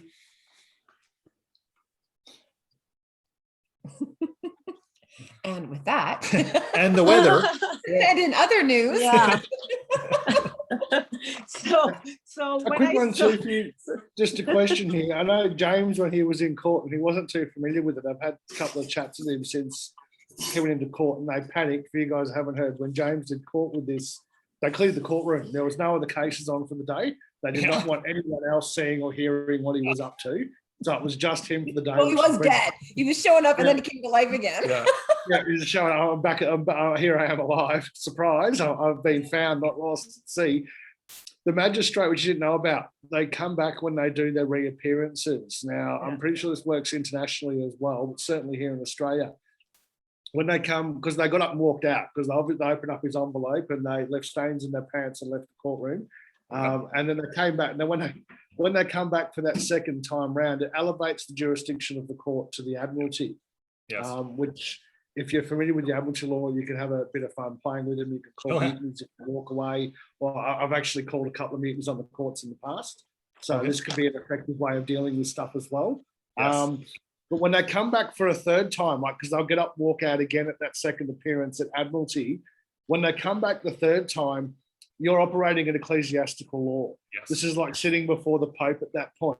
Yes. So if you're good with your Old Testament and biblical referencing, when they come back for that third appearance, that third and final attempt to Yep. try and create joint or a contract with you, Yep. if you've got some sound knowledge of the ecclesiastical law and biblical referencing, you can have a field day on them at this point because they're bound by that at that point. Yep, absolutely. You betcha. Yep. Yeah, it's incredible. It just takes a little bit of knowledge, a little bit of wisdom, and a little bit of kahunas to have the audacity to go try. And again, trial by error and trial by fire is by far the most effective teaching tool that I've come across. Mhm. Yeah. Yeah, well, to say, everybody, look, if you've got little stupid shit like traffic fines and parking fines, this is the stuff to practice on, because even if you're cocking up right royally, what you do, you've got to pay a fine. Yeah. It's not like you've committed murder or robbed a bank or anything seriously. You've caused Yeah, no and- harm, no damage, no loss, no injury, No. and they've created controversy where there is none and then told you to provide remedy for it. Yeah, and you know what? Don't be afraid if you are found guilty or you were still pronounced a fine or a levy or a whatever, a citation, a monetary value, because you can roll in now with your proper standing, if you will, or your perfected interest. Now you can go look at stuff called the Assignment of Judgments Act or the Reciprocal Judgments Act. What does this mean? That means you can take a judgment and you can flip it and you can assign it to the new debtor, which actually turns out to be the new registered owner. And as we all know, the owner pays the bills. So you can take you can take a judgment and you can completely flip it and now Yeah, attach the that debtor liability must pay. to the party. So I'm gonna have Awesome. to wait for my PPSA other portion to come back before I can send the package complete, so they can see that I've put some effort into doing that one Yeah. part. Well, that you're Okay, alive. Um, so I have yeah. something to say really important about the PPSR stuff, or the PPSA as you guys call it. If you're going to be going down Darren's path, in the legislation, it states that when a new secured party comes into play, the debtor is transferring collateral or whatever, you only have 5 days to send the documentation on completion of the registration. This is why it's important that nobody should be actually doing their paperwork should not be doing the PPSA first before the paperwork is completed. because otherwise it won't be acknowledged. Right. So that's why for us in New Zealand and our council, we're working to getting all the paperwork done together, and then the PPSR has to be the last step. Then we will send all of our documentation. Sure. A quick question on that, Kaz. Is that Yeah. due to we're here in Australia with our Bill of Exchange Act, which is 1909, yours is 1908, so it's a bit different. Yes. Right. Here, is that in accordance with the Bill of Exchange Act? Because here it's 72 hours, it's 3 days. Right. So is that 5-day rule? Is that a PPSR thing, or is that a Bill of It's a- Exchange thing under It's the the Act? PPSR. It's the PPSR 5 Okay. business days. Sure. Yep. We have that too in Canada? We have 15. Okay, Yeah. so 15 in Canada. Yeah. We got a little bit more Yeah. time. Right. And that's what I'm also concerned about. And Is you guys have the we're giving that information out to everybody. Yeah. And the people are running off and doing UCCs and running off and doing their PPSRs without having a comprehension of what the acts are saying, Yeah. that they're causing themselves trouble as well. Sure. Yeah, and that's a perfect reason why me, for example, we're going to be punching out videos like continuously that are Multiple. informational, they're educational, they're providing all kinds of stuff to help to mitigate or eliminate the want for knowledge. Again, we're just letting it fly, and whatever sticks to the walls, I mean, that's the best I can do. And we are putting, a substantial amount of effort into it, where I'm not trying to leave stones unturned, or I'm not trying to redact stuff. I'm not trying to hide stuff or any of those, components.